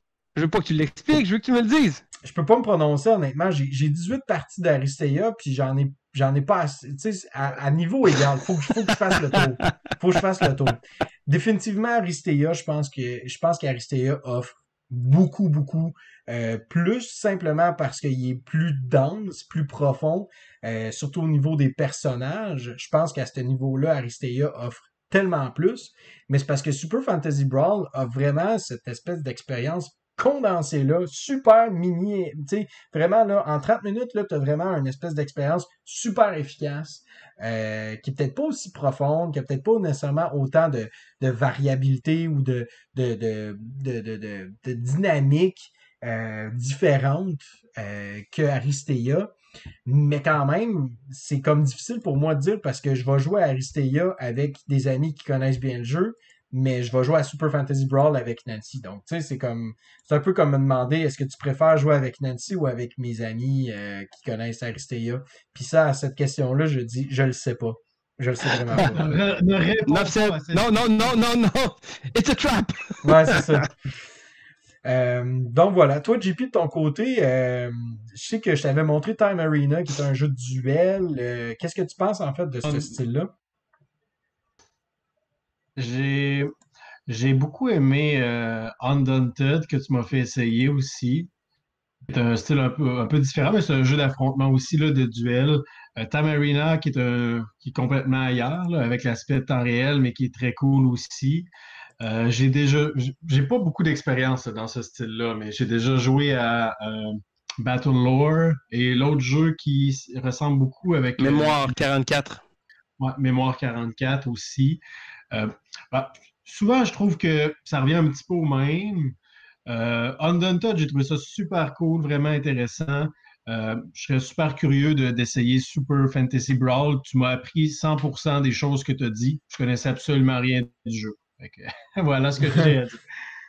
Mais c'est ça, tu sais, puis je pense que c'est un jeu, tu sais, à part la grosseur de la boîte, je veux dire, je serais capable de pouvoir le montrer là, pas mal à n'importe qui. Puis c'est ça qui est le fun, tu sais, c'est que c'est vraiment pas compliqué là, du tout comme jeu, là, c'est super simple. Mais écoute, si ça vous intéresse d'avoir un jeu un peu plus complexe, un bon jeu de duel, un espèce de mix entre Wargame et Euro, ben à ce moment-là, je vous conseillerais mon numéro un de 2020, c'est-à-dire Police. Et là, c'est pas. On peut faire toutes les blagues, là. Bonjour la police. Ok, c'est fait. Ok, merci, bonsoir. Police, qu'est-ce que c'est? C'est probablement une réimplémentation d'un vieux jeu qui s'appelle Police Fight for the Hegemony, qui est un jeu en fait qui nous plonge dans une espèce de guerre entre Athènes et Sparte au 5e siècle avant Jésus-Christ. C'était vraiment une espèce de gros conflit en fait entre ces deux grandes villes-là, principalement en fait par rapport à qui avait le gros bout du bâton là, par rapport à l'Empire grec, etc., etc.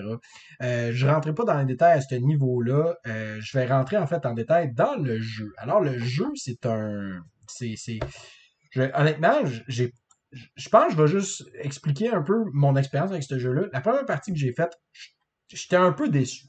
J'étais un peu déçu. Tu sais, c'est vous autres qui m'avez donné la puce à l'oreille par rapport à ce jeu-là. J'ai lu sur le jeu, j'ai fait waouh, ok, ça a l'air vraiment intéressant, ça a l'air vraiment être dans mon style. Et c'est ça, je lis les règles, et là, je trouve que les règles, des fois, sont un petit peu mal expliquées, mal écrites. Ah, mais c'est pas grave, tu sais, je vais jouer quand même. Puis là, quand je commence à jouer, je termine la partie, j'ai mal à la tête, j'ai le cerveau en compote, puis je me dis, aïe aïe, il me semble qu'il y a d'autres jeux qui font la même job de façon vraiment plus efficace.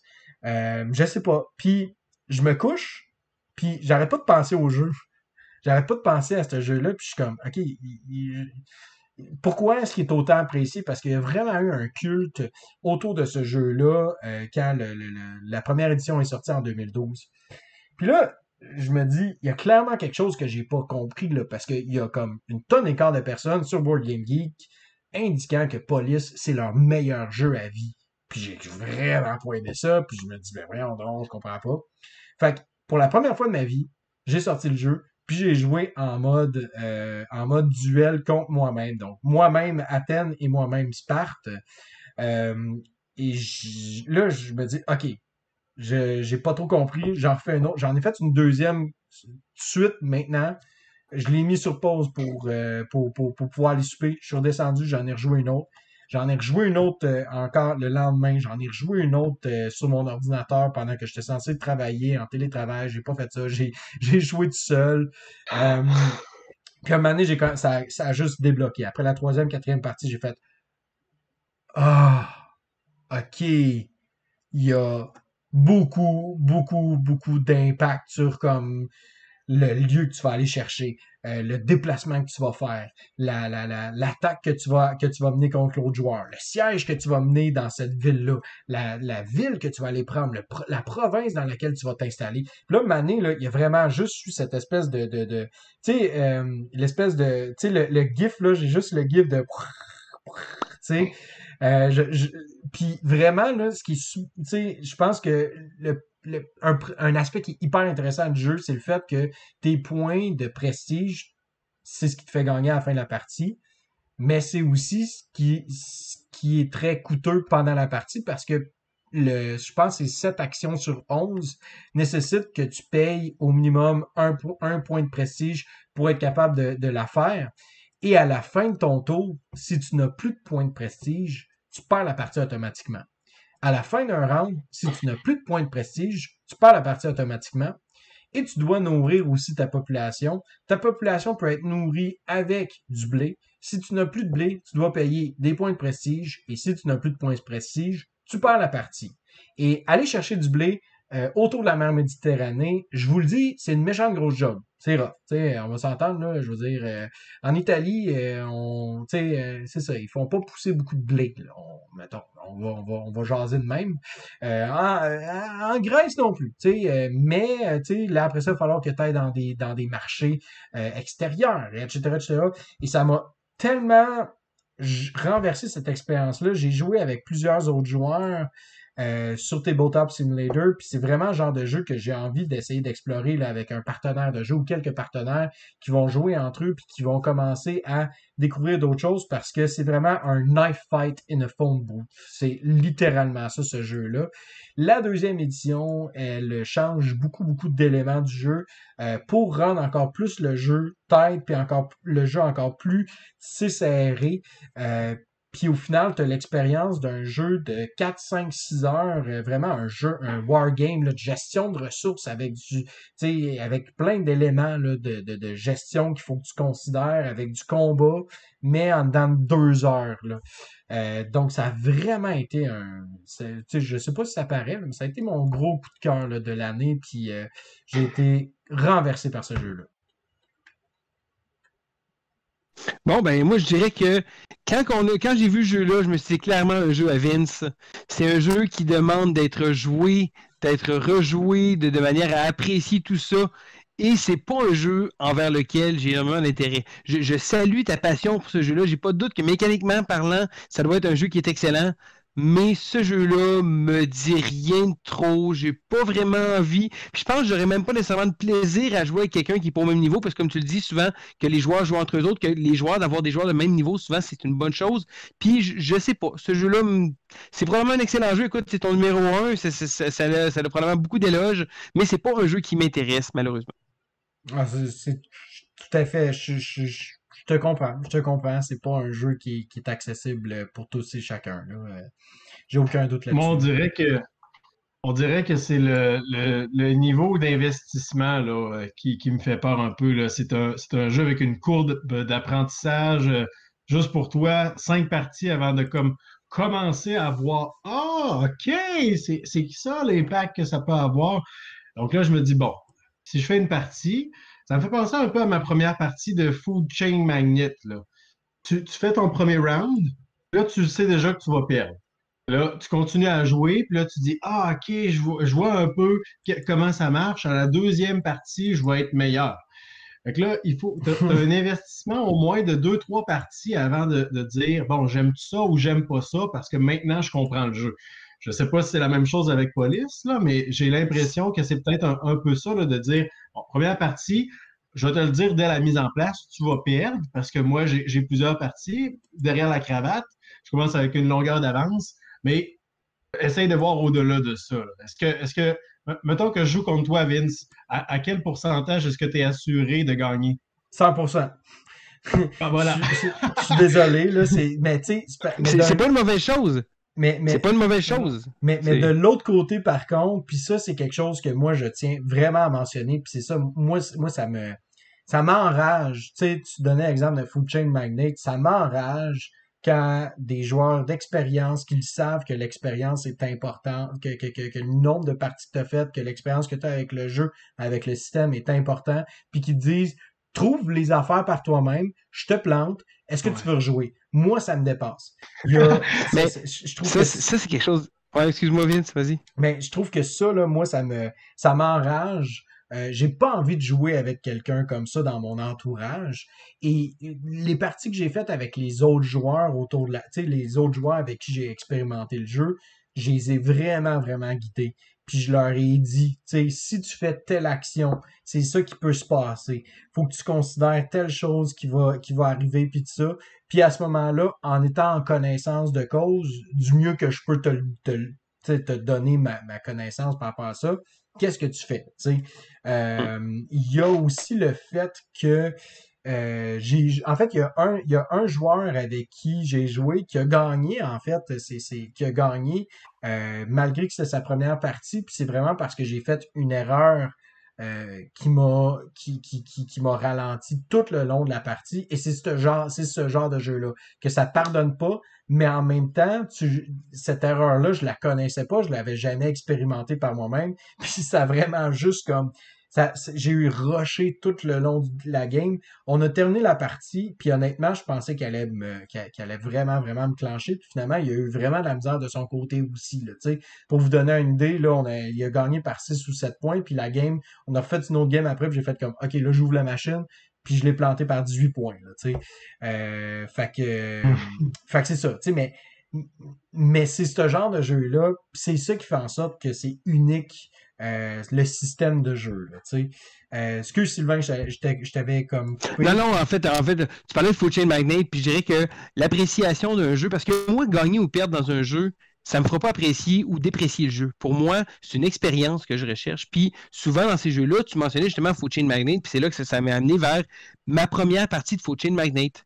J'ai joué, c'est une petite anecdote que je voulais faire, j'ai joué ma première partie de Food Chain Magnate au Delirium Ludique à 1h30 du matin. On débute une partie accompagnée de JP Auclair de Board Game Québec et de Martin Montreuil de la Société des Jeux.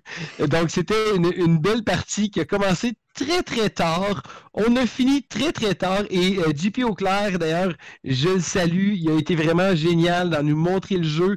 Lui-même a raté sa partie complètement pour éventuellement qu'on ait du plaisir, mais ça a été ma petite expérience de Food Chain Magnate. Et voilà, c'est une petite anecdote ludique. Puis tu sais, si je peux me permettre de surfer sur ce que tu dis, tu sais, à un moment donné, quand tu commences à t'habituer au système de jeu, puis que, tu sais, comme présentement, on parle de Food Chain, là, on a trouvé une application où est-ce que je peux jouer sur Food Chain, fait que je joue avec comme des amis qui connaissent très très bien le jeu, puis on se permet d'essayer des trucs, puis on se plante, puis c'est correct parce que on le sait que nos parties vont plus durer 3, 4 heures, 5 heures.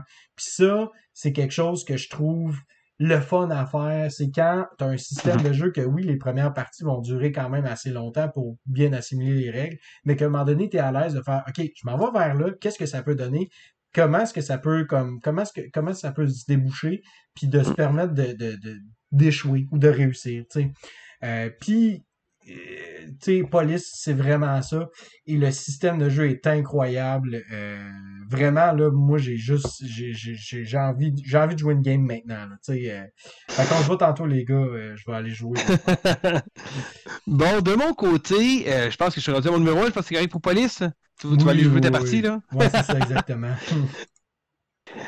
Mon numéro 1 est numéro 1 par une longueur d'avance, mais vraiment, vraiment très, très loin devant, tout à fait, vers les étoiles et même plus loin, justement, vers le soleil, hein? Et c'est Beyond the Sun!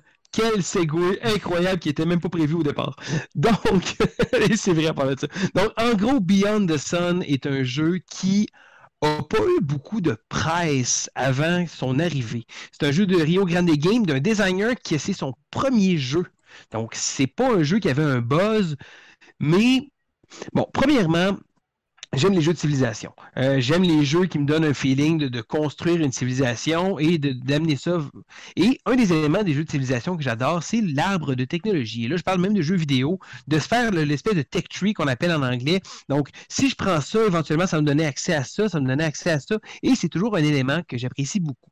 Donc, lorsque j'ai vu Beyond the Sun, le jeu utilise principalement le concept de l'arbre de technologie. Donc, c'est l'élément central du jeu. Et là, la présentation visuelle, et c'est quelque chose immédiatement, même avant de parler du jeu, il y a beaucoup de gens qui ont vu le jeu, qui l'ont trouvé très drabe visuellement. Je dirais que c'est minimaliste un peu. Les plateaux sont très blancs, c'est très clair. L'information est précise. Il n'y a pas beaucoup de flafla, pas de design graphique, d'illustration à couper le souffle. Le plateau est très drabe et même c'est très fonctionnel et j'ai trouvé que l'aspect minimalisme fait en sorte qu'on ne décroche pas trop du jeu. Ceci dit, je vais vous parler un petit peu du jeu. On va devoir essayer justement de gérer les technologies parce qu'on va faire de l'exploration spatiale. Le thème est intéressant. La Terre s'en va vers la fin. Il faut réussir à se trouver, à coloniser ailleurs. Donc, tous les scientifiques du monde se mettent ensemble pour pouvoir essayer de brainstormer pour générer un aspect de technologie qui va s'élever très rapidement. Mais après ça, quand on a réussi à trouver les éléments qui nous permettent de sortir, c'est chacun pour soi. Donc non, ce n'est pas un jeu coopératif. Les joueurs vont devoir tenter de trouver des technologies. Mais là, les technologies qu'un joueur va trouver, les autres joueurs vont pouvoir la découvrir après. Et là, il y a un arbre et selon les niveaux de technologie qu'il va avoir, il y a un concept que lorsqu'on va réussir à débloquer une nouvelle technologie, on va retirer une carte qui va donner un bénéfice et ensuite, on va pouvoir chercher dans les cartes pour trouver une technologie qui va nous intéresser. Et là, selon les couleurs de technologie, les types de technologie, on va avoir un différent choix qui vont se placer en cherchant les cartes et les cartes qui ne seront pas utilisées vont aller dans le dessous du deck. Donc, les parties vont être tout le temps différentes parce que les technologies ne seront pas toujours les mêmes d'une à l'autre. Et là, les technologies de niveau 2 vont nous permettre de débarrer d'autres actions, niveau 3 et niveau 4 après ça. Donc, ça va se bonifier. En plus de ça, vient un petit side game, donc un jeu sur le côté avec une espèce de un endroit où on va devoir déplacer des petits vaisseaux et avoir un contrôle de territoire. Donc, contrôler le territoire, retirer des bénéfices d'une carte et tenter éventuellement de les coloniser pour pouvoir marquer des points. Encore une fois, en plus de cet élément sur le côté-là, la gestion du plateau est tellement bien faite. Il y a des dés dans le jeu, mais les dés, on ne les brassera pas. Ça se trouve être un indicateur de ressources et là, selon la face à laquelle ils vont avoir sur votre plateau, il va avoir différentes habilités, différents effets comme ça. Le jeu a tellement...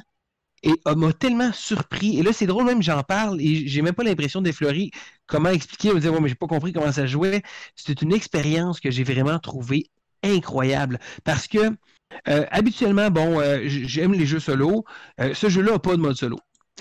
Souvent, pour tester un jeu, je vais me résoudre à jouer contre moi-même, hein, comme un peu tu as fait avec Police, à jouer avec un adversaire redoutable qui s'appelle Schizoslide, donc c'est ma deuxième personnalité qui va jouer contre moi. Et ce jeu-là, il n'y a pas d'informations cachées.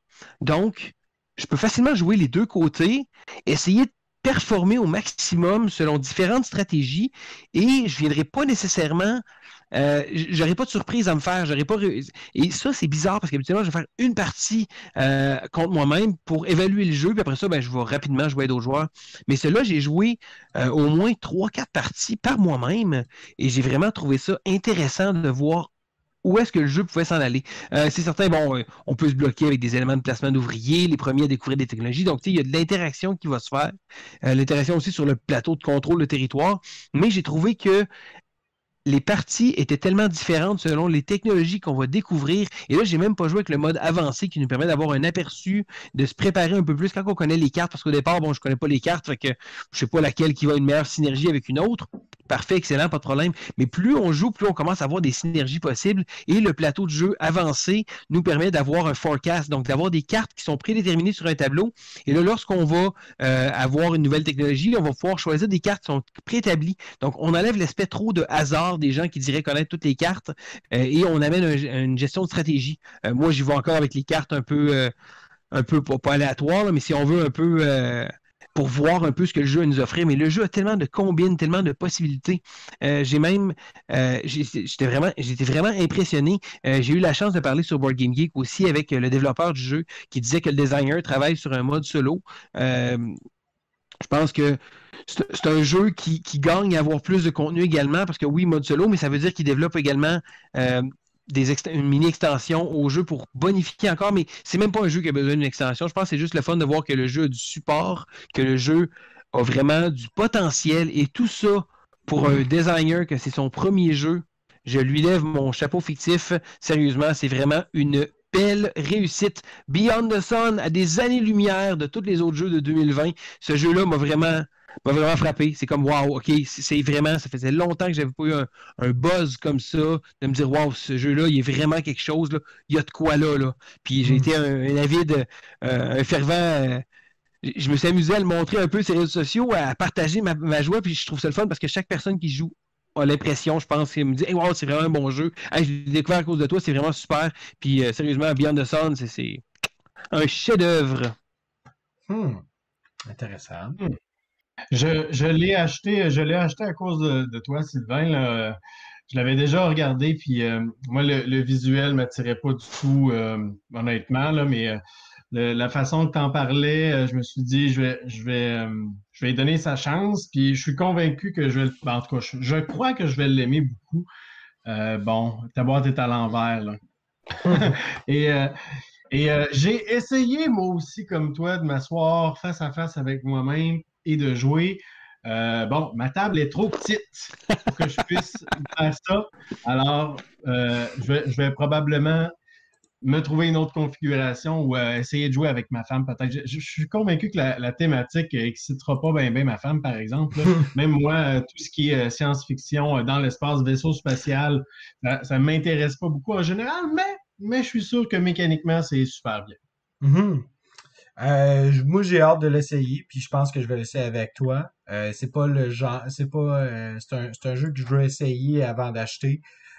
Simplement parce que ce que j'appréhende peut-être un petit peu, c'est que oui, bon, t'as fait plusieurs parties, mais moi, on dirait qu'il y a comme tout le temps, maintenant, on dirait qu'il y a comme cette espèce d'appréhension-là que est-ce que justement, est-ce que l'interaction entre les joueurs, qui est, tu sais, vraiment, le focus semble être vraiment principalement sur le système de jeu en tant que tel. Est-ce qu'à un moment donné, bon, le système de jeu, c'est pas nécessairement quelque chose qui est, tu sais, à un moment donné, après plusieurs parties, bon, tu peux peut-être avoir fait le tour. Et l'autre chose, c'est que, encore une fois, est-ce que, tu sais, on semble se perdre, on semble perdre le thème parce qu'au final, bon, c'est encore une fois une espèce de course à points, entre guillemets. Mais tout ça, c'est pour, tu sais, j'essaie vraiment de trouver des espèces de petits caveats, là, des espèces de petites ambiguïtés qui, au final, j'ai aucun doute que ça va être un excellent jeu puis que je vais probablement apprécier. Mais mon hypomètre est souvent très très bas pour éviter de justement me faire des déceptions à moi-même.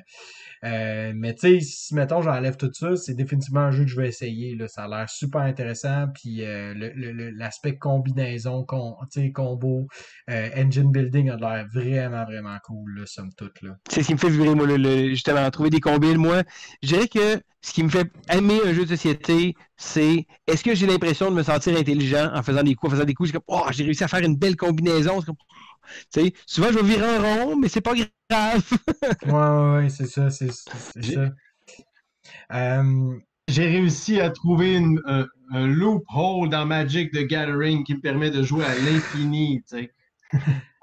Ah, excuse-moi, mais des combos infinis, j'ai été un Johnny. OK, les joueurs de Magic, là, je me permets d'affaire, là, je vais vous dire, là, moi, je suis un Johnny. Les joueurs de Magic vont savoir de quoi je parle. Hey, ben, sur cette belle parenthèse, JP, on serait pas mal rendu à toi avec ton numéro 1. Mon numéro 1, pour le présenter, je vais pas faire autant de jeux de mots que Sylvain. Mais en fait, c'est presque rendu un running gag parce que depuis 2018, on parle de la série des Royaumes de l'Ouest. En 2018, Architecte a été notre mention commune. En 2019, j'ai parlé de Paladin. Cette année, Vicomte, c'est mon numéro 1. Vicomte est vraiment bon. Pour vrai, la série des Royaumes de l'Ouest, là, je les ai vraiment appréciés. Je crois que Paladin est celui que j'aime le moins dans les trois, suivi d'Architecte et Vicomte, probablement le plus. Mais comme disait Vince tantôt, j'ai pas fait un nombre de parties équivalent. Mais c'est super. Il y a tellement de choses dans Vicomte là, différentes. Ce que j'aime particulièrement, je dirais, c'est l'aspect de deck building qui est vraiment varié, qui ajoute beaucoup de petites touches différentes aussi. Bon, il y a des trucs là, communs. Là, on commence tout le monde avec un paquet de cartes presque identiques. Il y a une carte qui va être différente pour tout le monde, qui va être comme un super pouvoir qu'on va pouvoir utiliser. Et ça, c'est très important qu'on l'utilise le plus possible, en début de partie du moins. Et en cours de partie, on va vraiment pouvoir personnaliser notre paquet.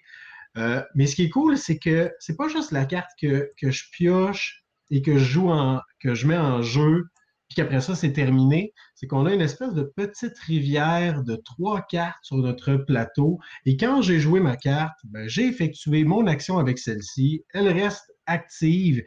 À mon prochain tour, je vais seulement la décaler un petit peu. Je vais jouer une nouvelle carte. Et là, les icônes ou les pouvoirs passifs qui sont encore visibles sur cette carte-là demeurent présents, utilisables pendant mon tour. Ce qui fait en sorte que il y a vraiment une espèce de casse-tête dans quelle carte je vais aller récupérer.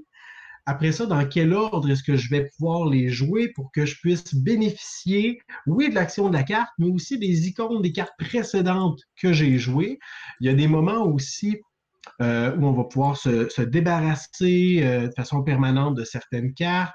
Il y a des cartes qui vont être activées quand on va les mettre en jeu de façon passive ou quand elles vont être défaussées, quand elles vont quitter la petite rivière. Donc ça, c'est juste un des aspects du jeu, un des aspects du deck building que je trouve super, super, super intéressant.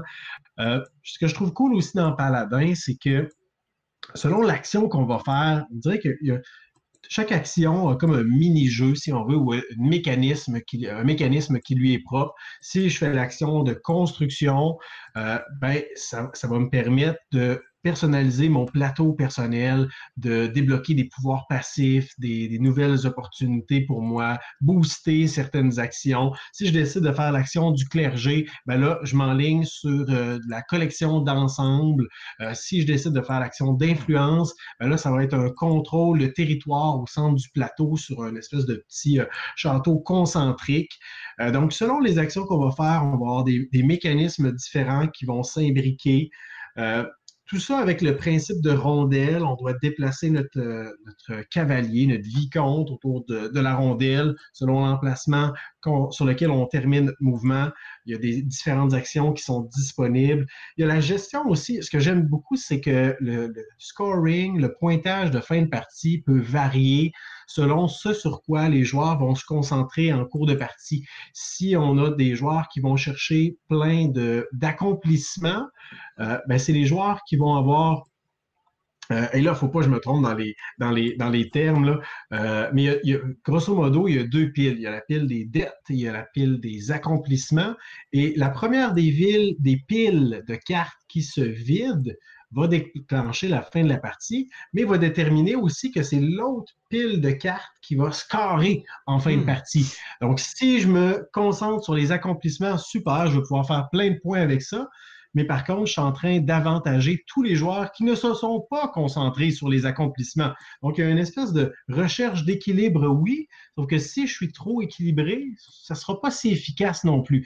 Bref, c'est un jeu que je trouve beaucoup de petites saveurs différentes. C'est agréable d'une partie à l'autre de dire je me concentre vers une stratégie différente, mais en même temps, en cours de partie, je peux me réorienter en fonction des cartes que je vais aller chercher. Bref, la série des Royaumes de l'Ouest en général, super. Selon moi, à mes yeux, c'est Vicomte qui trône au sommet. Très intéressant. J'ai pas encore eu l'occasion d'essayer Vicomte. Les architectes, j'avais bien aimé. Paladin, j'avais trouvé ça très bon, mais j'ai seulement joué une partie puis je l'ai pas ressorti. Je trouvais que il y avait beaucoup de pièces. C'est un jeu que le setup est un peu demandant. Ça me tente pas de le mettre sur la table. Ça me tenterait de jouer, mais ça me prendrait un insert, ça me prendrait quelque chose. Vicomte, j'avais hâte de le voir. J'ai vu que tu couvrais le projet. Je trouvais ça intéressant. Je l'ai pas encore essayé. Je l'ai pas encore acheté. Shem Phillips et S.J. McDonald font de très bons jeux. Je trouve ça le fun de voir qu'ils se renouvellent avec un look qui semble similaire, mais que ça donne des jeux complètement différents. Je ne suis pas fermé à essayer Vicomte. Peut-être un achat éventuel, quoique je ne l'ai pas encore acheté, mais ça a l'air d'un jeu qui est très intéressant. Je pense que oui, définitivement. Là, ça a l'air d'un jeu très, très, très alléchant. Là. Je trouve que la dualité, en fait, que tu parlais là à la fin, là, c'est-à-dire est-ce que je veux m'investir pour vider un paquet au détriment, mettons, de faire des points dans cette sphère-là en tant que telle. Je trouve que ça me parle beaucoup. Au niveau de l'interaction, par contre, c'est ça, t'as pas nécessairement mentionné beaucoup de choses. Y a-tu beaucoup d'éléments, en fait, interactifs? Il y en a 2, peut-être 3. Puis OK. c'est le plus grand point faible, je trouve, de ce. Architecte, c'était sa plus grande qualité, l'interaction avec d'aller arrêter les autres, là, de dire Hey, la police, débarquez là-bas, ramassez tout le monde. L'interaction était géniale. Je trouve qu'on n'a pas eu ça du tout dans Paladin. Paladin avait zéro interaction. Ouais. Quant à moi, là, zéro, zéro, là, inexistant. Vicomte est pas à zéro, mais pas très haut non plus, là. Donc, il y a le pointage de fin de partie, comme j'ai mentionné. Sinon, si je termine mon mouvement sur le même lieu qu'un autre joueur, j'y donne un petit avantage. Alors, il va pouvoir réorganiser ses cartes. Donc, si moi j'ai une carte super puissante qui est sur le point de quitter mon plateau à mon prochain tour, puis de la perdre jusqu'à temps que mon deck soit vide, ben, si tu termines sur ma case, tu me donnes l'occasion de réorganiser les 3 cartes qui sont sur mon plateau. Donc, je peux prendre celle qui est sur le point de quitter, puis la ramener au début pour qu'elle soit active encore pendant 3 tours. C'est un petit truc qui est vraiment pas... C'est rare qu'on se dit « Ah non, j'irai pas là parce que je veux pas lui donner cet avantage-là. » C'est plus comme « Hey, t'as fini sur ma case, merci, tu sais, je vais le prendre. » Puis sinon, ben, c'est sûr, hein, s'il y a une carte et que toi, tu la veux, ben, ça se peut que je la ramasse. On ne peut pas appeler ça de l'interaction, là. Non, mais c'est ça. Ça. L'interaction, c'est selon moi le point le plus faible. J'aurais aimé ça un petit peu plus de crunch à ce niveau-là, mais vraiment génial quand même. Et, un détail, vraiment, j'ai pas de bon sens, hein. Je dis des points négatifs sur mon numéro 1, mais je vais jamais jouer à ça à 4 joueurs. Ça doit être beaucoup trop long, là. Selon moi, ça doit être un 2 heures et demie. Et la fin de la partie, quand la partie se termine, c'est correct. C'est le parfait, c'est le timing, c'est bon, c'est OK. Maintenant, oui, c'est logique à 2 joueurs, là. C'est comme durée parfaite, 1 heure et quart, merveilleux. À 4 joueurs, j'ai l'impression que là, on regarde les autres jouer. Là, c'est des jeux de combos, là. Donc, ben, Sylvain aimerait ça, là, regarder les autres faire des combos, là, ou jouer tous ces combos tout seul, là. Mais c'est ça, ce serait un autre point faible. Mais c'est mon numéro 1 quand même. Tu joues à 2 ou 3, admettons. 3, j'ai pas joué. Je serais curieux de l'essayer. Solo, c'est merveilleux. La gestion. Je sais que Martin de la Zone disait qu'il n'avait pas aimé la gestion des cartes, il trouvait un peu fastidieuse, difficile à comprendre, les icônes un peu difficiles. J'ai beaucoup, beaucoup aimé le solo. Je suis d'avis que c'était instinctif tout de même. À 2 joueurs, merveilleux. Fait que solo, 2, 3, je suis curieux. OK. Tu m'intrigues, JP. Je vais l'essayer. Ben écoute, c'est définitivement quelque chose que moi, ça me tente là, d'essayer. Là. À 2 joueurs, là, surtout si tu me dis que c'est un très très bon jeu dans la même, tu sais qu'il y a des, en tout cas, bref, deck building puis tout ça, c'est sublime. Mais écoute, je pense que un excellent jeu à 2 joueurs et un excellent jeu en solo et un excellent jeu de l'année, c'est notre numéro 1 à nous 3, hein? Le gros punch. Unanime. Ouais. Unanime. Le seul jeu qu'on s'est entendu qu'on avait mis les 3, on s'entend, là. Oui, c'est ça. Tu sais, habituellement, on joue à plusieurs jeux différents. Donc ça, c'est pertinent. Tu sais, mais celui-là, on était tous d'avis qu'on l'attendait de pied ferme et on l'a tous aimé de pied ferme. Il s'agit de Gloomhaven Jottle. Jaws of the Lion. L'aspect synchronisation était complètement atroce, les boys. Good job. Mais personne n'a compris quoi ouais, c'est ça. Ben, c'est ça, Jottle, la mâchoire du lion. Ben, si ça vous dérange pas, j'aimerais ça commencer, en fait, parce que premièrement, bon, si les gens me suivent sur la chaîne, je suis connu comme étant un fervent détesteur de Gloomhaven. Donc, je n'avais pas aimé Gloomhaven. Hater. Ouais, j'avais pas aimé Gloomhaven pour plusieurs raisons qui, je pense, sont tout à fait justifiables. Ce n'était pas nécessairement au niveau du gameplay ou de la séquence de jeu, mais bien à cause de sa longueur, à cause de le fait que ça s'éternisait, que les scénarios étaient longs en plus, que le jeu, en fait, c'était complètement ridicule d'essayer de jouer à ça puis d'essayer de mélanger tes expériences ludiques à travers tout ça parce qu'il faudrait que tu loues une table, t'alloues une table seulement pour le jeu de base de Gloomhaven. Et ben Gloomhaven, Jaws of the Lion vient régler tous ces problèmes-là selon moi. Moi et Nancy, on a dévoré la campagne littéralement. À un point tel on a un peu triché à certains moments là, pour des cartes événements pour être capable d'avoir le plus de scénarios possible. Je dirais que c'est ça. Je pense que la durée a vraiment été correcte parce qu'à la fin, j'étais comme, OK, tu sais, on a fait le tour, mais c'est parce que ça nous a quand même pris un bon bout de temps, puis on jouait à ça, puis on avait du fun ensemble. On a eu du plaisir à se jeter, à se lancer dans l'histoire. C'est vraiment, vraiment un jeu très solide, somme toute. On vient aussi éliminer toutes les petites, les petits points de règle un peu fatigants que, tu sais, on se retrouvait souvent à devoir gérer dans Gloomhaven. Dans Jaws of the Lion, on a le core, le cœur même de Gloomhaven, c'est-à-dire le dungeon crawling, gestion de cartes. Pour moi, ça a été vraiment juste une superbe expérience, là. Il va probablement être dans mon top là, de mon top 100 d'ailleurs. C'est une des plus belles expériences de campagne que j'ai eues là, à date. Puis c'est pour ça aussi que je l'ai terminé, malgré qu'il y avait plus d'une vingtaine de scénarios.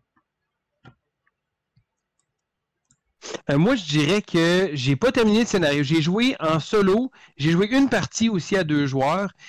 Comme tu disais, je pense que ça reprend beaucoup d'éléments que Gloomhaven avait, mais que en solo, j'ai zéro intérêt à jouer à Gloomhaven. Zéro pin barre, beaucoup trop de travail. J'ai trouvé que le fait d'avoir un livre d'aventure, adventure book comme ça, c'était bien pensé. Ça a été bien élaboré et je trouve une chose, c'est que les 4 ou 5 premiers scénarios se trouvent être un tutoriel ou presque pour après ça jouer vraiment à Gloomhaven. Et le jeu nous prend même jusqu'au point que sur les cases, il nous indique les éléments. Donc, on ouvre l'histoire, le livre de scénario et directement sur la map, on voit ça et ils nous expliquent les choses. Donc, tranquillement, pas vite, ils nous prennent par la main pour nous faire découvrir le jeu. Mais après ça, cette espèce de petite... On enlève nos petits trous, puis on est rendu sur un vélo à 2 roues comme un grand garçon ou une grande fille et on peut rider vers Gloomhaven. Donc, je pense que d'avoir amené les éléments tranquillement comme ça, d'avoir pris une espèce de petite cour d'apprentissage intéressante qui dénature pas le jeu nécessairement, mais qui te montre les concepts et qui te les fait amener comme un peu un tutoriel. On joue à un jeu vidéo, ils vont nous expliquer comment faire les déplacements, après ça, ils vont nous expliquer comment faire des choses, et là, rapidement, on réussit à prendre notre élan et justement enlever ces petits trous-là, puis on sait jouer à Gloomhaven et on peut apprécier Gloomhaven parce que je pense que s'il serait commencé un peu trop raide, il y a beaucoup de gens qui auraient probablement décroché. C'est pas mon premier Gloomhaven, là. Ils n'ont pas over-simplifié Gloomhaven, ils ont mis clair certains points, ils ont rendu le jeu plus accessible que la grosse boîte géante parce que le prix, on s'entend, est vraiment... pour la quantité de stock qu'il y a dans la boîte, là, c'est complètement ridicule. C'est pratiquement rien. J'ai vraiment été impressionné par la qualité du jeu aussi. Le fait que la boîte, c'est bien pensé. Bon, il n'y a pas autant d'exploration que Gloomhaven. Il n'y a pas autant de choses qu'on débloque, des personnages, des choses comme ça. Mais je trouve que de prendre l'expérience de Gloomhaven, de le compresser dans une plus petite boîte et surtout de vendre cette boîte-là à grand public puis d'avoir une grosse distribution pour un jeu qui était à l'origine très, très gros puis très niche. Pareil, Gloomhaven, on s'entend, c'est pas pour tout le monde. Jaws of the Lion a vraiment réussi de main de maître à réussir à faire ça. C'est pas c'est notre choix commun. C'est certain que j'ai pas eu le temps de compléter la campagne. J'ai fait 5 ou 6 scénarios, je pense. Donc, j'ai pas énormément joué à Gloomhaven, Jaws of the Lion, mais j'ai envie et j'ai hâte que lorsque les mesures sanitaires vont pouvoir se ralléger, de pouvoir recommencer à jouer plus régulièrement avec des amis et de faire cette expérience-là à 2 joueurs. Je pense que je vais avoir beaucoup de plaisir. Jaws of the Lion, un jeu que j'ai aimé et que j'ai très hâte de continuer surtout. Mm-hmm.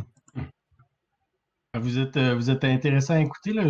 J'étais en train d'oublier que moi aussi, il fallait que je dise quelque chose. Vous avez soulevé là, tous les points positifs. On avait fait une vidéo, justement, un format vraiment spécial, là, les 3 ensemble, pour faire la présentation du jeu. On n'avait pas joué au jeu, mais c'était un jeu que tous les 3, on attendait. Puis tous les 3, on se disait, ça règle ce que j'aime pas avec Gloomhaven. Et là, finalement, après y avoir joué, ben, ça tombe notre mention numéro 1 unanime à tous les 3. Ça aurait pu être un flop pour nous trois, là. Ouais. Mais c'est tout de même très, très, très cool qu'on soit d'accord là-dessus. Moi, j'ai une confession à faire avec Jaws of the Lion. C'est qu'au départ, je voulais pas y jouer tout de suite parce que je me disais, moi, je veux y jouer avec mon super bon ami Richard. On s'était dit, on va faire la campagne à deux. Et là, j'attendais juste que les mesures de la COVID se délient un petit peu. Et dans ma grande naïveté, ben, ça allait arriver éventuellement et on pourrait jouer pas trop vite. Et là, à un moment donné, c'est Vince qui a commencé à dire, hey, les gars, Nancy puis moi, on avance dans la campagne, c'est super bon. Avez-vous commencé? Ben non. Bientôt, là, les mesures vont s'assouplir, là, bientôt, bientôt. Puis là, à un moment donné, je me suis dit, bon, je vais y jouer, là. C'était notre jeu attendu à tous les trois. Je vais regarder si c'est pas pire. Je vais m'installer en solo, juste pour une ou deux parties. Juste une ou deux, là. Mais là, comme Sylvain a dit, c'est comme, ben là, un petit peu, la première partie, je le sais, là, comment jouer, là. Je veux l'autre, là. Je veux la viande, là. Fait que là, on commence à avancer. Puis là, pouf, qu'est-ce qui s'est passé? Tu as 8 scénarios terminés. et là, il a fallu que je m'arrête. Il a fallu que je m'arrête et que je me dise, j'enlève le jeu sur ma table, je le range, puis je vais continuer, je vais reprendre ma campagne depuis le début. Là, je vais recommencer au complet avec mon bon ami Richard pour découvrir le reste. Peut-être faire des choix différents aussi. Fait que j'espère que Richard ne va pas écouter cette vidéo-là. Parce qu'il va apprendre que j'ai commencé la campagne sans lui. Mais ça ne me dérange pas de reprendre ça depuis le début. De toute façon, il y a plusieurs mois qui vont s'être passés. Je vais sûrement prendre un autre personnage que j'incarnais, puis je vais prendre plaisir à le redécouvrir aussi. Oui, c'est ça. Puis c'est fou, les gars, parce que là, dans le fond, en montrant les images sur Board Game Geek, je réalise que le jeu a monté en fureur dans le palmarès. Il est rendu 9e meilleur jeu. 9e meilleur jeu dans le palmarès Board Game Geek. Là. Ça n'en dit OK, beaucoup. Ça, c'est une surprise réelle. Je n'étais pas au courant. J'ai pas regardé le classement général. J'avoue que je ne m'attends pas souvent à ça, mais wow, OK. C'est impressionné. Puis honnêtement, c'est parce qu'en fait, c'est que... Oui, vas-y, excuse, JP. Moi, j'avais en tête, là, parce que justement, je me suis dit, j'ai failli le dire, je me suis dit, il doit être dans le top 50. Moi, je me disais 40, 45, 9e, rentrer dans le top 10. Je suis un peu renversé de ça.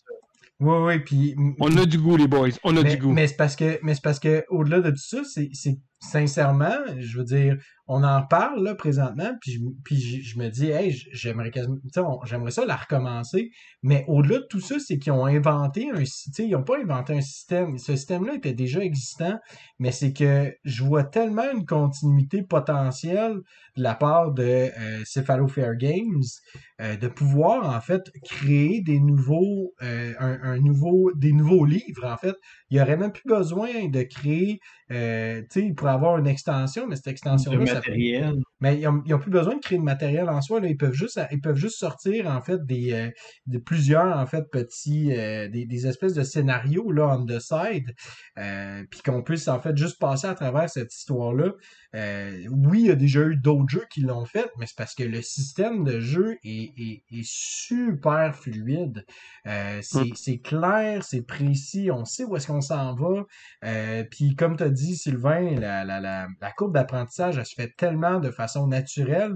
Puis tout ce que tu fais, moi, c'est ça qui m'a comme renversé aussi, c'est que à un moment donné, tu joues, puis tu fais comme, ben, OK, c'est juste, je joue 2 cartes, je vais faire l'action du haut pour une, puis l'action du bas pour une autre. Puis là, tu fais comme, ben, c'est juste logique que je fasse ça. Puis là, tu commences à regarder, en fait, les icônes, tu commences à regarder le jeu, tu commences à observer le matériel, le donjon. Puis là, à un moment donné, tu sais, il n'y a plus besoin de lire quoi que ce soit. Tout se lit entre les lignes, en fait, parce que c'est fluide, c'est compréhensible, grâce à l'histoire, grâce à tout ça. Vraiment, là, ils ont fait ses efforts, puis j'ai pas de problème là, à le dire, là, vraiment, que c'est un très, très bon jeu, puis le prix aussi. C'est ridicule. C'est ridicule pour avoir autant de matériel que ça, là.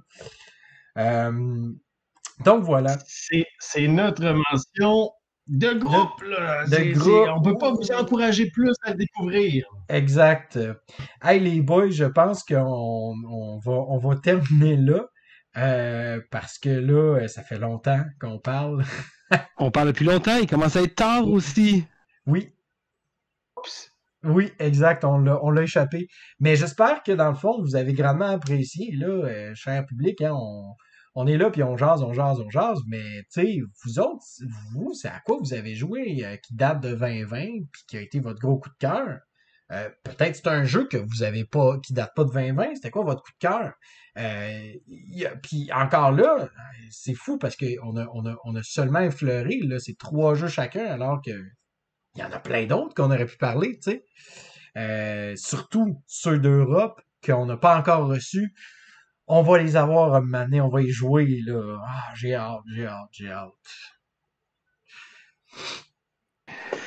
Ben oui, puis écrivez-nous là, dans les commentaires les jeux que vous avez joués, ceux que vous avez aimé découvrir. Mettez-nous un pouce vers le haut aussi là, pour notre top des meilleurs jeux de 2020. Oui, c'est un format un peu plus long, mais on apprécie. On jase pas souvent de vive voix, Sylvain, Vince et moi. Donc, quand on s'installe devant une caméra, on peut pas s'attendre à parler moins d'1 heure et demie. Ah non, ça c'est sûr. Et... Hey, si ce n'est pas déjà fait, allez donc faire un tour sur notre campagne Patreon aussi, si vous voulez nous donner un petit coup de pouce, nous supporter, nous encourager. Je pense qu'on a Roger qui veut vous parler. Oui, attends un peu, faut que je m'en aille parce qu'il est gêné quand je suis là. Va-t'en, Vincent. Bye! Ah, vous êtes là!